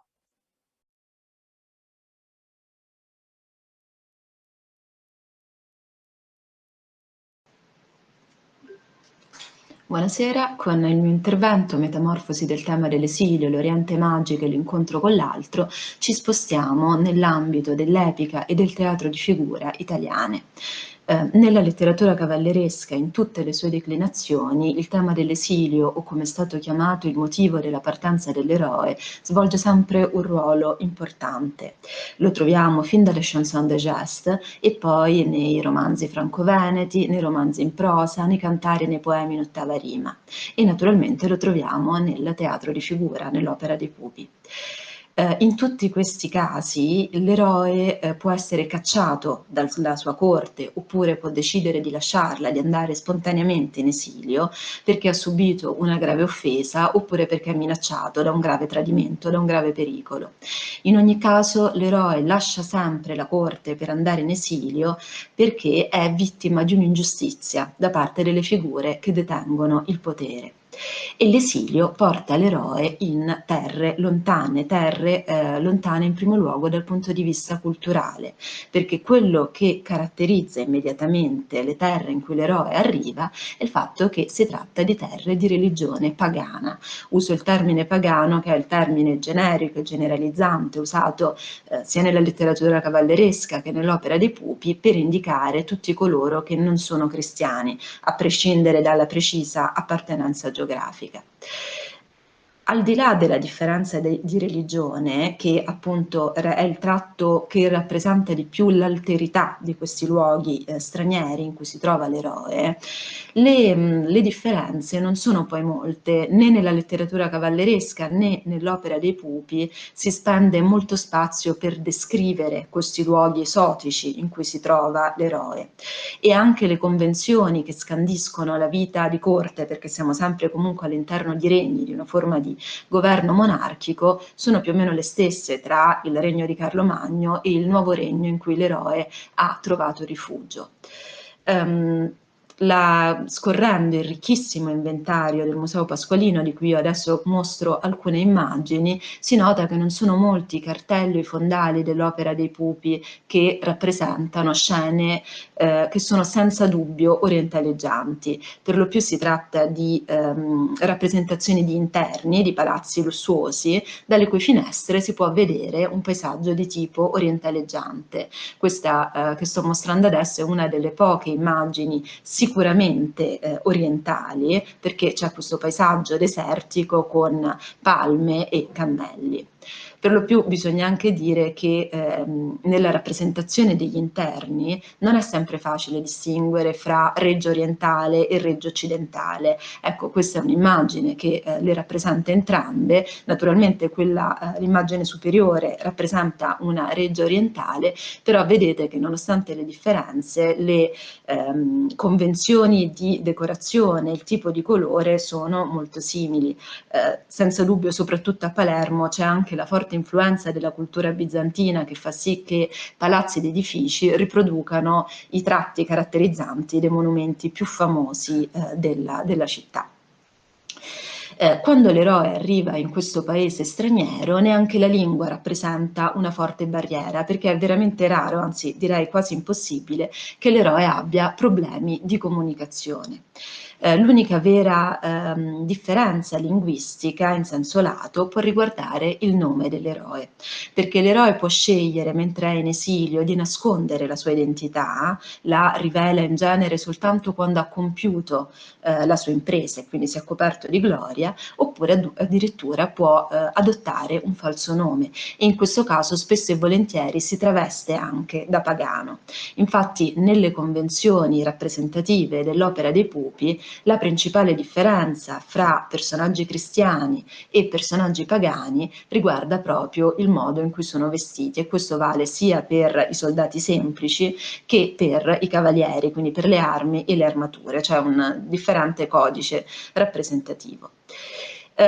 Chi sono i personaggi che vanno in esilio? Questa sorte può toccare a tutti. Perfino Carlo, nella sua giovinezza, è costretto a lasciare il Regno di Francia e ad andare in Spagna a causa della cospirazione dei suoi fratellastri. Però c'è senza dubbio un personaggio che è, come dire, il personaggio privilegiato per l'esilio, che è Rinaldo, oppure, come vedremo più avanti in questo mio intervento, una sua reincarnazione, per esempio un figlio. Rinaldo è il paladino ribelle per eccellenza, questo lo rende il beniamino del pubblico di tutti i tempi, ma lo porta anche spesso a scontrarsi con Carlo Magno e di conseguenza a decidere di lasciare la corte per recarsi in terre straniere. Dicevo che il tema dell'esilio è un tema caratteristico di tutta la letteratura cavalleresca tradizionale. Allora, cosa succede quando arriviamo ai grandi poemi che cambiano il modo di raccontare la letteratura cavalleresca? Mi riferisco in primo luogo ai grandi poemi di fine 400 e inizio 500, cioè all'Orlando innamorato di Boiardo e all'Orlando furioso di Ariosto, che, come sappiamo, rivoluzionano completamente la storia cavalleresca, a partire dall'idea senza precedenti di fare di Orlando, il cavaliere casto e puro per eccellenza, vergine addirittura, un cavaliere innamorato. All'interno di questi poemi, che sono appunto poemi veramente rivoluzionari, anche il tema dell'esilio subisce una metamorfosi. Non viene abbandonato, però di certo viene profondamente riplasmato. Diciamo che se noi guardiamo ad esempio il poema di Boiardo, L'Orlando innamorato, non c'è nessuno che va in esilio. È vero che il poema inizia proprio con l'arrivo di Angelica e di suo fratello alla corte, che dicono di essere stati ingiustamente esiliati, ma si tratta di un racconto menzognero, non stanno dicendo la verità, stanno sfruttando una convenzione narrativa del genere proprio per potersi introdurre all'interno della corte di Carlo Magno e conquistarla. Allora, andando avanti poi nella narrazione, i cavalieri non vanno in esilio, non vengono né cacciati né scelgono di andare in esilio. Invece si danno a esplorare terre esotiche in genere per seguire Angelica, per seguire i loro obiettivi, i loro scopi. E principalmente, spesso e volentieri, si trovano anche a dover affrontare un diverso tipo di altrove, di terra lontana, un altrove magico, perché spesso e volentieri i cavalieri si trovano prigionieri in regni incantati. Quindi quello che era spesso e volentieri rappresentato come l'altrove orientale o comunque esotico nei racconti tradizionali della letteratura cavalleresca diventa adesso un altrove magico. Se noi guardiamo un po' più da vicino questi episodi, vediamo che il cavaliere compie un percorso molto simile a quello dell'eroe in esilio, perché si trova in un regno altro che è esclusivamente popolato da pagani, perché le maghe sono per definizione sempre pagane. In questo regno il cavaliere vive delle avventure, delle imprese belliche, però anche amorose, perché ha una relazione con la maga di turno. Infine supera tutte le prove e riesce ad abbandonare il regno e a tornare nella sua terra. La differenza qual è? In primo luogo la differenza è che, come dicevo, il cavaliere non è stato costretto all'esilio, ma sta per lo più esplorando di sua iniziativa per seguire i suoi scopi una realtà ignota. In secondo luogo c'è naturalmente la componente della magia, che non soltanto è la caratteristica principale del regno in cui si trova il cavaliere, ma spesso è anche il motivo del suo innamoramento per la maga. Pensiamo a un caso famosissimo, all'incanto di Alcina, in cui Ruggero cade all'interno dell'Orlando Furioso di Ariosto, e ricordiamo che quando cade poi il velo della magia, la realtà si dimostra ben diversa rispetto a quello che sembrava. E Ruggero scopre con suo sgomento che Alcina, che lui riteneva una bellissima donna, è in realtà una vecchia, bassa e senza denti. Nell'opera dei Pupi si è dato spesso una immagine particolarmente vivida di questa natura ambigua di Alcina. Questo per esempio è un pupo che era appartenuto alla famiglia Canino ed è un pupo a tre facce, in cui Alcina è rappresentata come bella donna, come diavolo e poi come scheletro, simbolo della morte. Entriamo attraverso Alcina proprio nel merito di come viene rappresentato il tema dell'esilio all'interno del teatro di figura, all'interno dell'opera dei Pupi, che come sappiamo è legato da un filo di continuità assoluta con i poemi cavallereschi del 4 e 500, e questo filo di continuità passa in primo luogo attraverso l'operazione di riscrittura in prosa che ha fatto Giusto Lodico nella sua Storia dei Paladini di Francia, composta alla metà dell'Ottocento, in cui un gran numero di poemi è stato riscritto in prosa ed assemblato insieme in modo da formare un racconto ininterrotto. Nella Storia dei Paladini di Francia di Lodico e poi nelle riscritture di questo testo, il tema dell'esilio occupa nuovamente un ruolo molto importante. Addirittura tanto importante che sia Lodico sia i vari rifaccitori della storia, in particolare Giuseppe Leggio, aggiungono alla trama originale dei nuovi episodi che ruotano proprio intorno al tema dell'esilio. Per esempio Giuseppe Leggio, nella sua riscrittura della Storia dei Paladini di Francia, aggiunge le avventure di Carlo sotto il nome di Mainetto in Spagna, quando Carlo viene esiliato e è costretto a scappare dalla sua corte e deve andare in Spagna.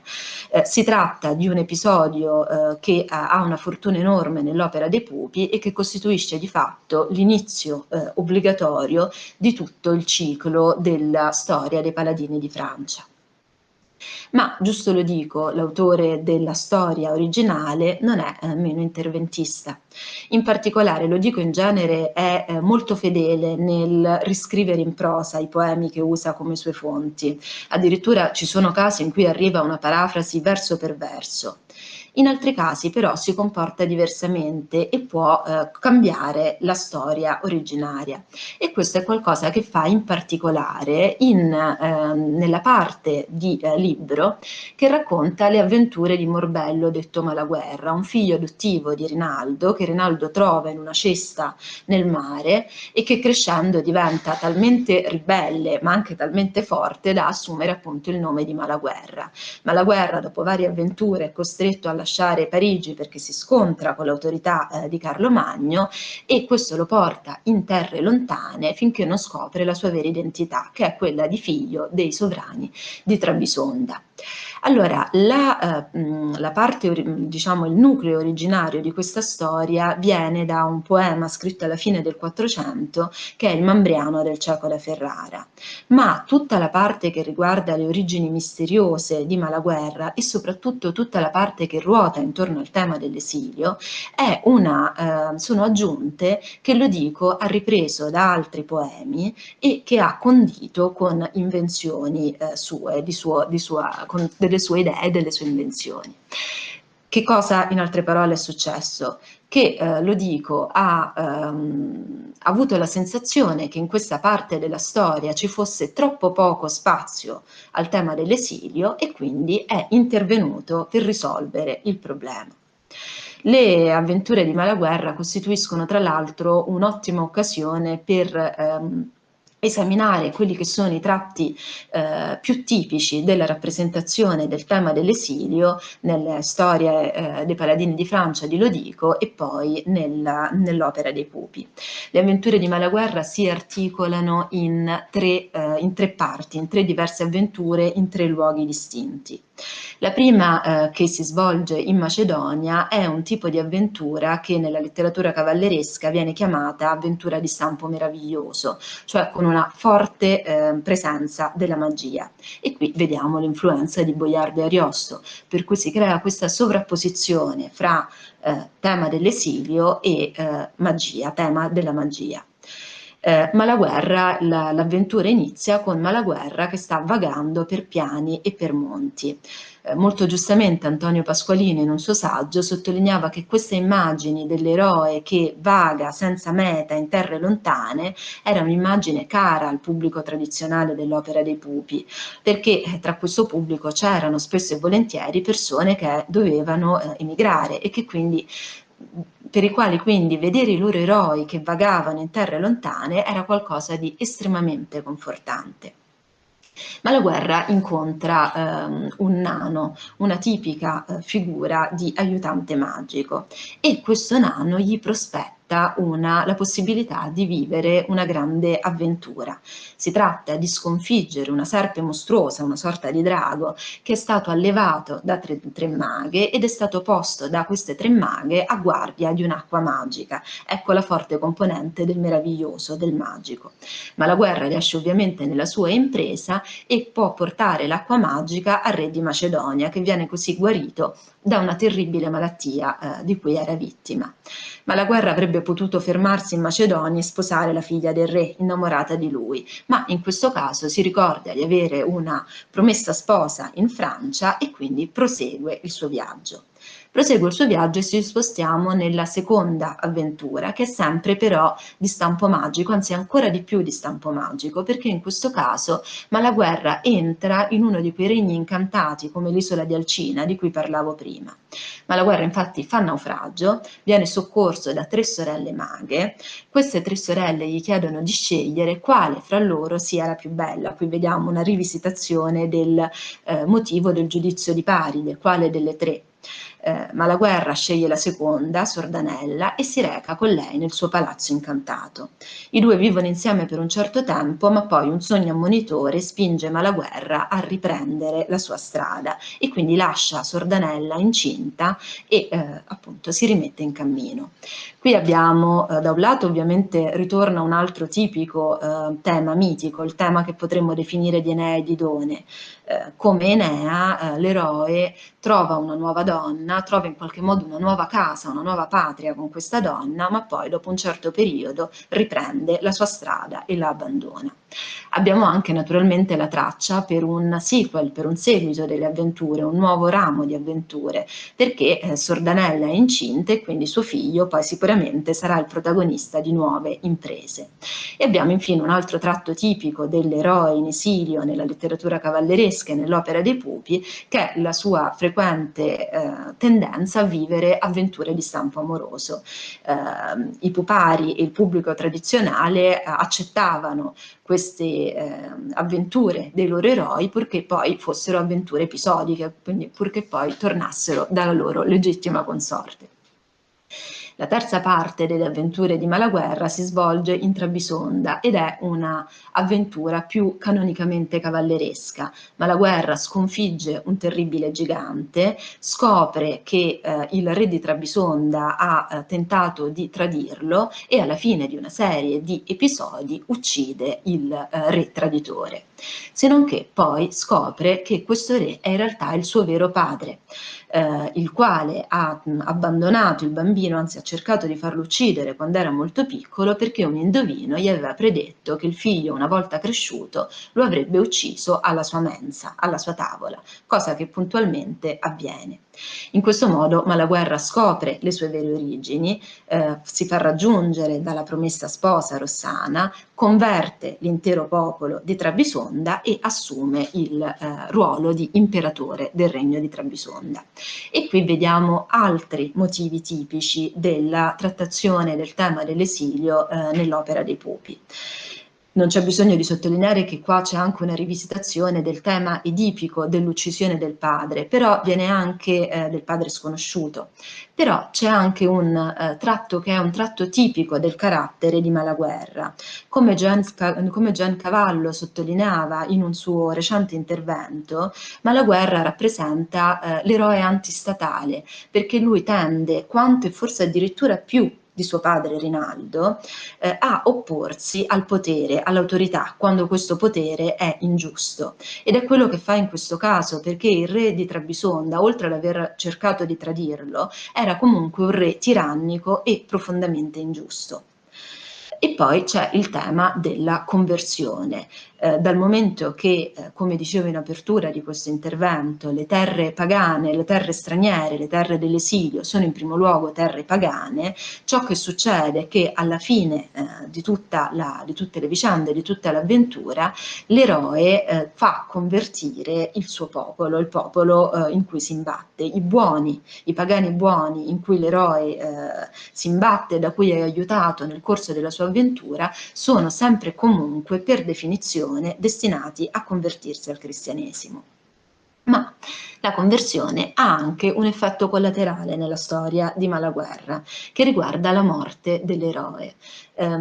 È molto raro che l'eroe si possa godere a lungo il regno, la sposa, insomma la condizione di happy ending che si è conquistato, perché è destinato in genere a morire. Inoltre, dal momento che un eroe non può per definizione essere sconfitto in battaglia, in genere gli eroi muoiono a causa di un tradimento.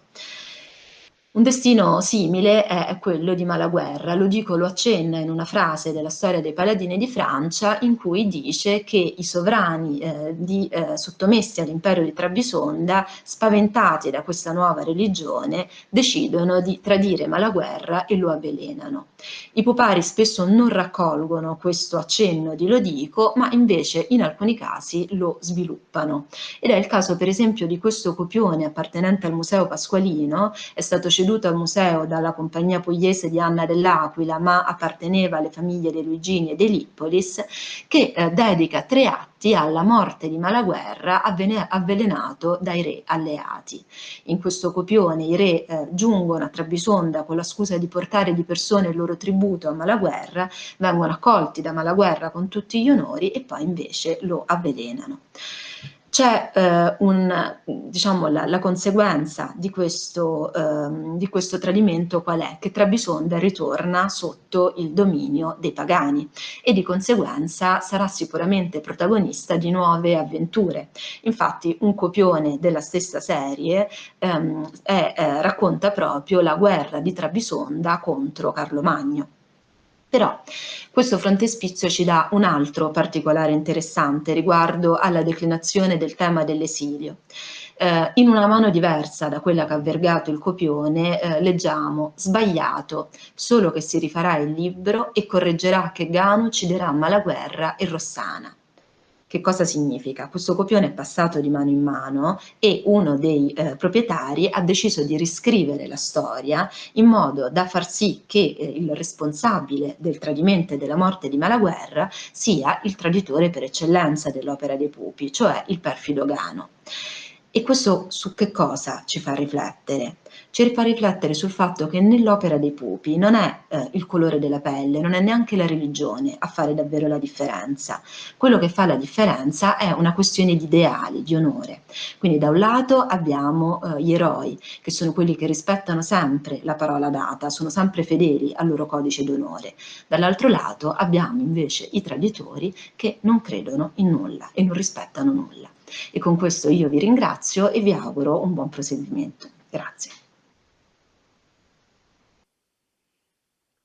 Anna, non dubitavo dell'importanza di questo tuo intervento e tu ce l'hai confermato, infatti, grazie veramente per questa sobrietà, capacità empatica di trasmettere l'interesse e il valore di questo patrimonio e anche per questa profonda analisi che tu hai fatto di questa storia di Malaguerra. Quindi grazie veramente per questo tuo intervento. Adesso proprio a continuare in qualche modo, no?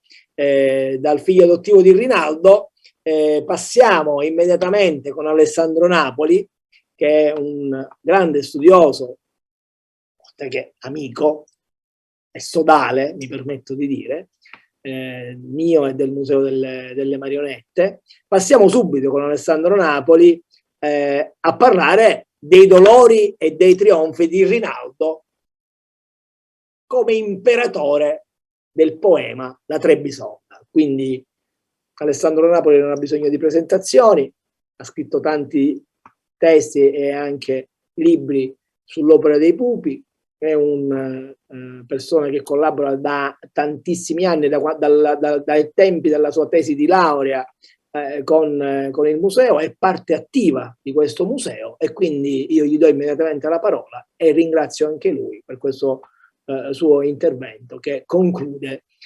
degnamente e in maniera completa questo bellissimo ciclo di conferenze che avete quest'oggi ascoltato. Grazie, grazie, grazie.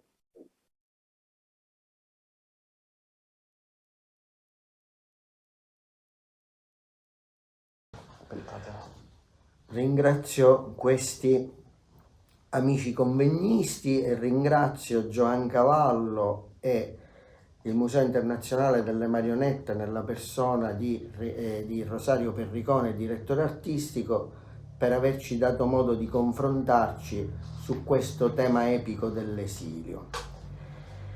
Il mio intervento è intitolato Dolori e trionfi di Rinaldo Imperatore nel poema La Trebisonda. Le vicende che provocano l'esilio in Oriente di Rinaldo e i suoi personali trionfi che lo condurranno a cingere la corona di un vasto impero, così come sono narrate nel poema anonimo quattrocentesco intitolato La Trebisonda e come poi vengono di nuovo raccontate nella tradizione siciliana dell'Ottocento inaugurata dalla storia dei paladini di Francia di Don Giusto Lodico, sono un interessante esempio delle trasformazioni narrative e di significato che personaggi e vicende della letteratura cavalleresca carolingia subiscono nel tempo e in relazione ai contesti storico-sociali di fruizione. Questo tema delle trasformazioni della letteratura cavalleresca era un tema assai caro ad Antonio Pasqualino, che riconosciamo come nostro maestro di studi e le cui orme ci sforziamo di seguire. Su questa strada confronterò quindi la materia del poema nel contesto originario di fruizione, la penisola italiana nella seconda metà del Quattrocento, e poi, molti secoli dopo, quando il poema veniva fruito dai ceti popolari siciliani dell'Ottocento e del Novecento in età preconsumistica, che leggevano la storia dei paladini di Francia di Giusto Lodico e che erano il pubblico abituale dell'opera dei pupi, che nella narrazione lodichiana aveva trovato la sua Bibbia e la sua diretta fonte letteraria di ispirazione. Dirò subito che per quanto riguarda il contesto di fruizione della Trebisonda nel Quattrocento, oltre alla personale lettura del poema e a personali approfondimenti storici, le mie osservazioni sono molto debitrici di un bel contributo di Annalisa Perrotta del 2019. Per quanto concerne la fruizione della materia del poema in Sicilia e all'opera dei pupi, le mie osservazioni nascono da un lungo e amorevole lavoro di ricerca condotto confrontando il poema originale con le due maggiori redazioni della storia dei paladini di Francia, quella originale di Lodico del 58-60 e quella ampliata da Giuseppe Leggio del 1895-96, chiaramente confrontando il tutto con la tradizione di messa in scena dell'Opera dei Pupi, particolarmente quella catanese, che conosco meglio e pratico in quanto componente della marionettistica dei Fratelli Napoli di Catania, che quest'anno celebra i suoi 100 anni di attività. E di questa modalità di messa in scena lo spettacolo che la nostra compagnia proporrà questa sera vi proporrà appunto un saggio. La Trabisonda è un poema in ottava rima, la cui edizio Princeps a stampa è del 1483, per i tipi di Ugo Ruggeri, e in alcune edizioni viene erroneamente attribuita a Francesco Tromba da Gualdo di Nocera. Ovviamente la materia del poema era conosciuta prima della sua edizione a stampa. Il poema comprende 16 cantari incentrati su Rinaldo di Montalbano. Si tratta di un'opera di buon artigianato letterario, con buona coerenza narrativa e con ben dosati colpi di scena. Quest'opera riprende episodi della saga rinaldiana già presenti in altre fonti e ne sviluppa altri con maggiore originalità. La prima parte del poema, i canti che vanno dall'1 al 5, quella che io amo definire la passione di Rinaldo, che comprende il primo pretestuoso tradimento di Gano di Magonza, la condanna di Rinaldo all'impiccagione, la sua salvezza ad opera del necromante Malagigi, il vantamento dei paladini, l'assedio e la distruzione del castello di Montalbano, la resa di Rinaldo sotto Tremogna, la consegna in ostaggio della sua famiglia e delle sue armi e l'esilio in Oriente comminatogli da Carlo Magno, è la parte del poema che più dipende da fonti antiche, che sono addirittura il Renaud de Montalban francese e i cantari di Rinaldo da Montalbano italiani che ne derivarono. Invece la seconda parte del poema è più originale e racconta le vicende di Rinaldo in Oriente e la sua ascesa al soglio imperiale di Trebisonda con l'aiuto del Gran Khan di Damasco e di molti giovani cavalieri, sia cristiani che saraceni, che sono quasi tutti figli di amici o aiutanti di Rinaldo che erano stati presentati in altri poeti. Fra questi personaggi mi piace ricordare fra tutti Organtino del Diavolo, che è il figlio di Malagigi. Rinaldo diventa imperatore di Trebisonda conquistando col suo valore, ma soprattutto col suo carisma, la sua saggezza e la sua clemenza, la fiducia di molti sovrani saraceni, che spesso da suoi acerrimi nemici ne diventano i più strenui campioni e difensori. E qui cade l'obbligo di ricordare i due sovrani Balano e Balanetto. Rinaldo conquista terre saracene, ma rispetta il valore dei sovrani musulmani che sottomette, non abbatte le moschee e non impone conversioni. Il poema, tuttavia, si concluderà in maniera tragica, con la morte di Clarice, moglie di Rinaldo, in prigione, l'abdicazione di Rinaldo in favore di Balano dopo che ha spezzato la spada fusberta e la sua morte da martire in occasione dell'edificazione del Duomo di Colonia, così come era raccontato ancora una volta nel Renaud de Montalban e nei Cantari di Rinaldo.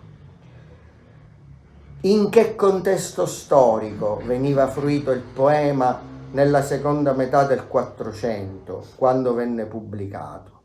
Era un contesto storico in cui l'Occidente europeo avvertiva la minaccia dell'espansione ottomana. Era un contesto storico in cui i pontefici, da Pio II Piccolomini a Sisto IV, cercavano con scarso successo di compattare le potenze cristiane verso una nuova crociata contro l'ottomano. E contemporaneamente gli stati europei, le potenze cristiane, o perché troppo impegnate in contese di supremazia fra di loro, o perché già intrattenevano relazioni commerciali e mercantili con con il sultano ottomano, e a questo proposito sono assai interessanti i comportamenti di Firenze e delle due repubbliche di Genova e di Venezia. Ebbene, le potenze cristiane erano molto tiepide, se non esitanti, a rispondere alle sollecitazioni del Papa. Qui ci è importante parlare di qualche dato storico che ci aiuterà meglio a comprendere questo contesto. Nel 1453 Maometto II conquista Costantinopoli.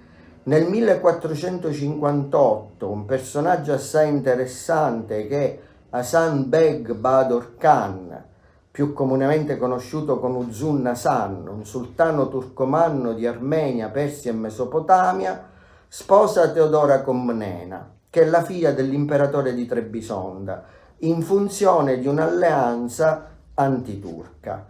Ed ecco comparire nel nostro orizzonte l'impero di Trebisonda nella sua realtà storica. Si tratta di un impero cristiano retto dai Comneni che signoreggia una città sul Mar Nero che è un importantissimo porto commerciale, crocevia dei commerci dell'Occidente col Medio Oriente.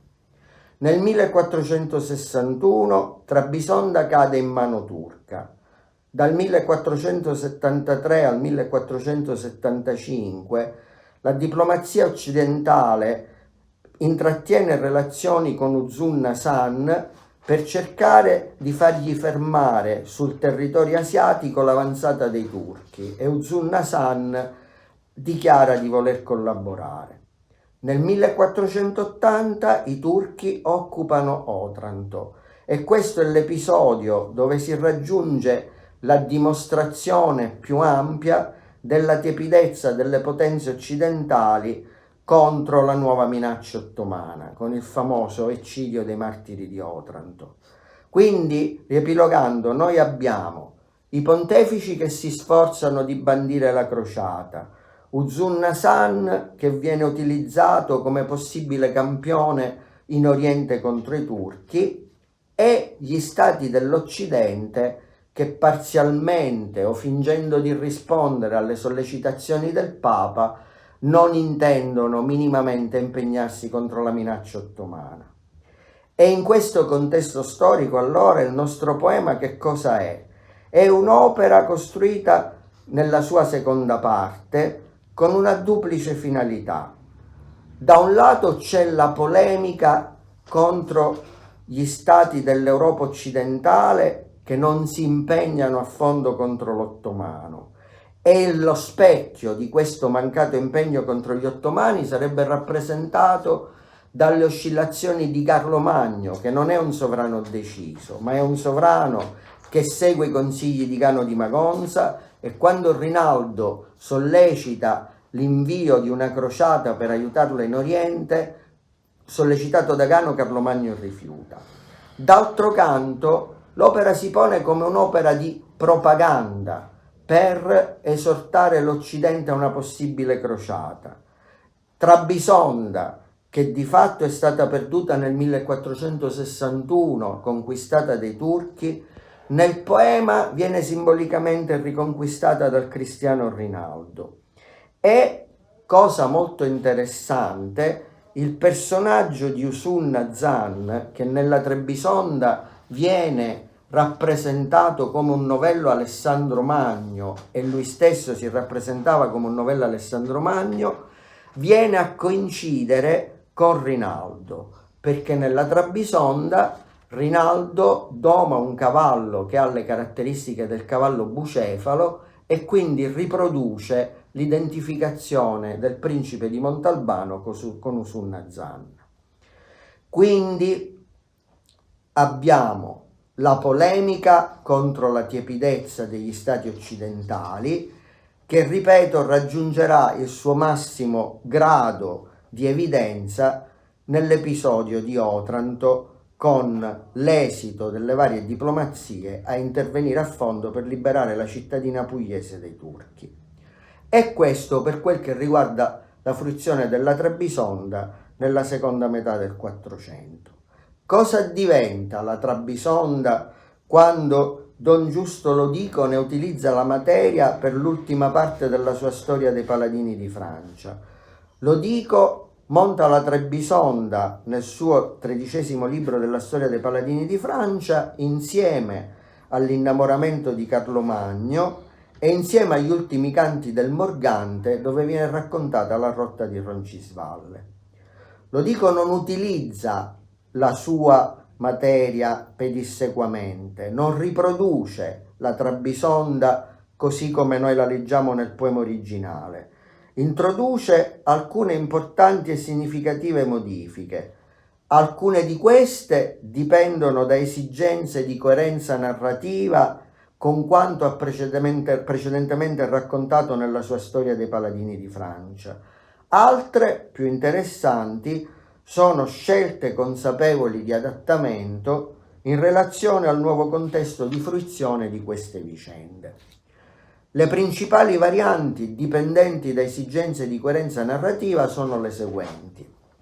L'impero di Trebisonda, riacquistato da Rinaldo, è stato usurpato al legittimo sovrano Morbello Malaguerra, figlio adottivo di Rinaldo, le cui vicende Lodico ha costruito elaborando materiali di molte fonti, e da questo punto di vista mi piace ricordare un contributo importante di Anna Carocci, che ha consentito l'individuazione delle fonti della storia di Morbello Malaguerra in altre opere letterarie, completando così il quadro iniziale che ne aveva dato Antonio Pasqualino.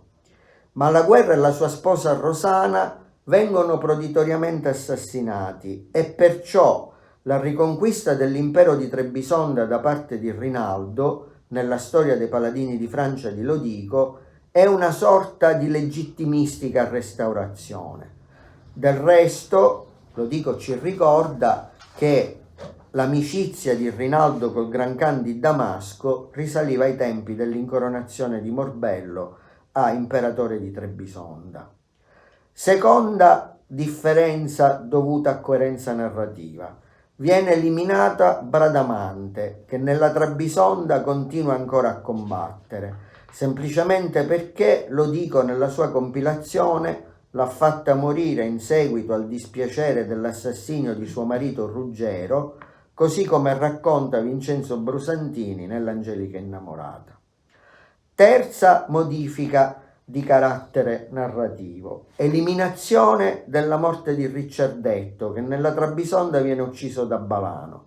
Lodico deve mantenere in vita Ricciardetto perché, come viene raccontato nel Morgante, Ricciardetto insieme a Rinaldo dovrà giungere a Roncisvalle. Infine, ultima modifica per coerenza narrativa: molte delle imprese che nella Trebisonda sono compiute o da Bradamante o da Sorganello vengono fatte compiere da Lodico a Guidone, il figlio di Ruggero e Bradamante, che sarà destinato nella tradizione siciliana a diventare la replica di Orlando e l'eroe protagonista della storia di Guido Santo. Più interessanti invece sono quelle varianti introdotte da Don Giusto, che rispondono alle esigenze di fruizione del pubblico popolare ottocentesco. La più importante di queste ci sembra senz'altro quella del racconto di Malagigi, che per incanto prende prigioniero Carlomagno e lo porta a Montalbano, e di ciò che ne segue, fino alla decisione del negromante di bruciare l'arte della negromanzia. Nella Trebisonda, portato Carlomagno a Montalbano, è Malagigi che istiga Rinaldo a obbligare l'imperatore al perdono. Malagigi dice a Rinaldo: lo abbiamo in pugno, non ci potrà contrastare, obbligalo a perdonarti. Invece Lodico, che ha fatto di Malagigi nella sua storia dei Paladini di Francia un eroe pacificatore, un saggio mediatore dei conflitti e a volte un fustigatore delle libertà sessuali di Rinaldo, si inginocchia ai piedi di Carlomagno per chiedergli il perdono in favore del cugino. E qui interviene la seconda importante modifica che Lodico introduce nel racconto della Trebisonda. Nella Trebisonda Carlomagno dà un calcio nel petto a Clarice, moglie di Rinaldo, con evidente ricalco di un episodio analogo dei Reali di Francia, dove Carlomagno ha dato un calcio a Berta, madre di Orlando. Invece in Lodico Carlomagno colpisce con un calcio in pieno petto Malagigi, e questo dà modo a Don Giusto e dà modo ai pupari e al pubblico tradizionale dell'Opera dei Pupi di vedere il contrasto tra l'ottusità del potere di Carlomagno e la generosa abnegazione di Malagigi, che nella messiscena catanese a questo punto pronunziava uno straordinario monologo nel quale rinfacciava a Carlomagno la sua ingratitudine perché lui tante volte lo aveva salvato con la sua arte della negromanzia. E infine, ultima differenza, mentre nella Trebisonda è Orlando a maledire Malagigi per l'uso della negromanzia, nel racconto di Lodico è ancora Carlomagno che fa questo perché Don Giusto non vuole che si intacchi quell'immagine con la quale ha presentato nel corso della sua storia tutti i figli dei figli di Bernardo di Chiaramonte. Orlando, Astolfo, Rinaldo, Malagigi sono cugini, e questa unità familiare doveva essere ben valorizzata per il pubblico tradizionale a cui queste vicende erano indirizzate. Ma l'aspetto più importante, l'aspetto più interessante per il quale ci è piaciuto riproporre questa parte del ciclo cavalleresco nello spettacolo che vi presenteremo tra poco, della fruizione della Trebisonda all'Opera dei Pupi siciliana, è il fatto che si tocca in questi episodi il punto più alto di quell'aspirazione a ristabilirsi di un ordine del mondo più giusto e di quel riscatto mitico dalla propria condizione di subalternità che Antonino Buttitta e Antonio Pasqualino hanno acutamente individuato nei loro studi come ragioni profonde dell'importanza e del successo delle storie paladinesche per i ceti popolari siciliani dell'Ottocento e del Novecento, prima dell'affermarsi del consumismo. Rinaldo, che in Occidente era umiliato e disprezzato a torto da Carlomagno e Gano, che aveva dovuto consegnare in ostaggio la sua famiglia, che aveva dovuto consegnare le sue armi a Gano di Magonza, veniva invece glorificato in Oriente da molti sovrani di diversa religione e diventava così per il pubblico dei teatri di quartiere l'esempio tangibile che qualche volta le cose nel mondo si rimettessero al posto giusto, ed anche un modello di mobilità sociale, lui emigrato in Oriente, che diventava imperatore in Oriente, che spingesse a considerare quella che allora era la stringente necessità di andare a cercare un lavoro emigrando dalla Sicilia come la reale possibilità di un riscatto dalle proprie condizioni di precaria miseria.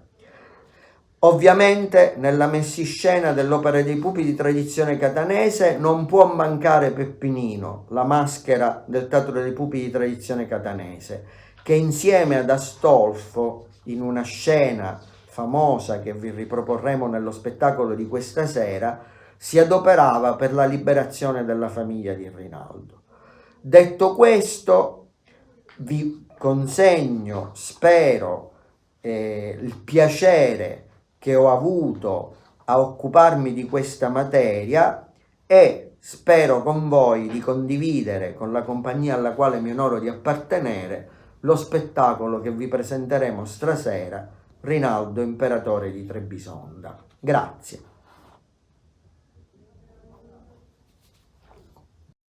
Bene, Alessandro ovviamente da par suo ha concluso in maniera straordinaria questo nostro incontro sull'epica mondiale nel teatro di figure in Italia, India, Iran e Giappone. Ringrazio ancora calorosamente e profondamente Joan Cavallo per averci dato l'occasione, l'opportunità di lavorare insieme in questo simposio, in questo primo incontro inaugurale di questo ciclo di 4 incontri sull'epoca mondiale nel teatro di figura.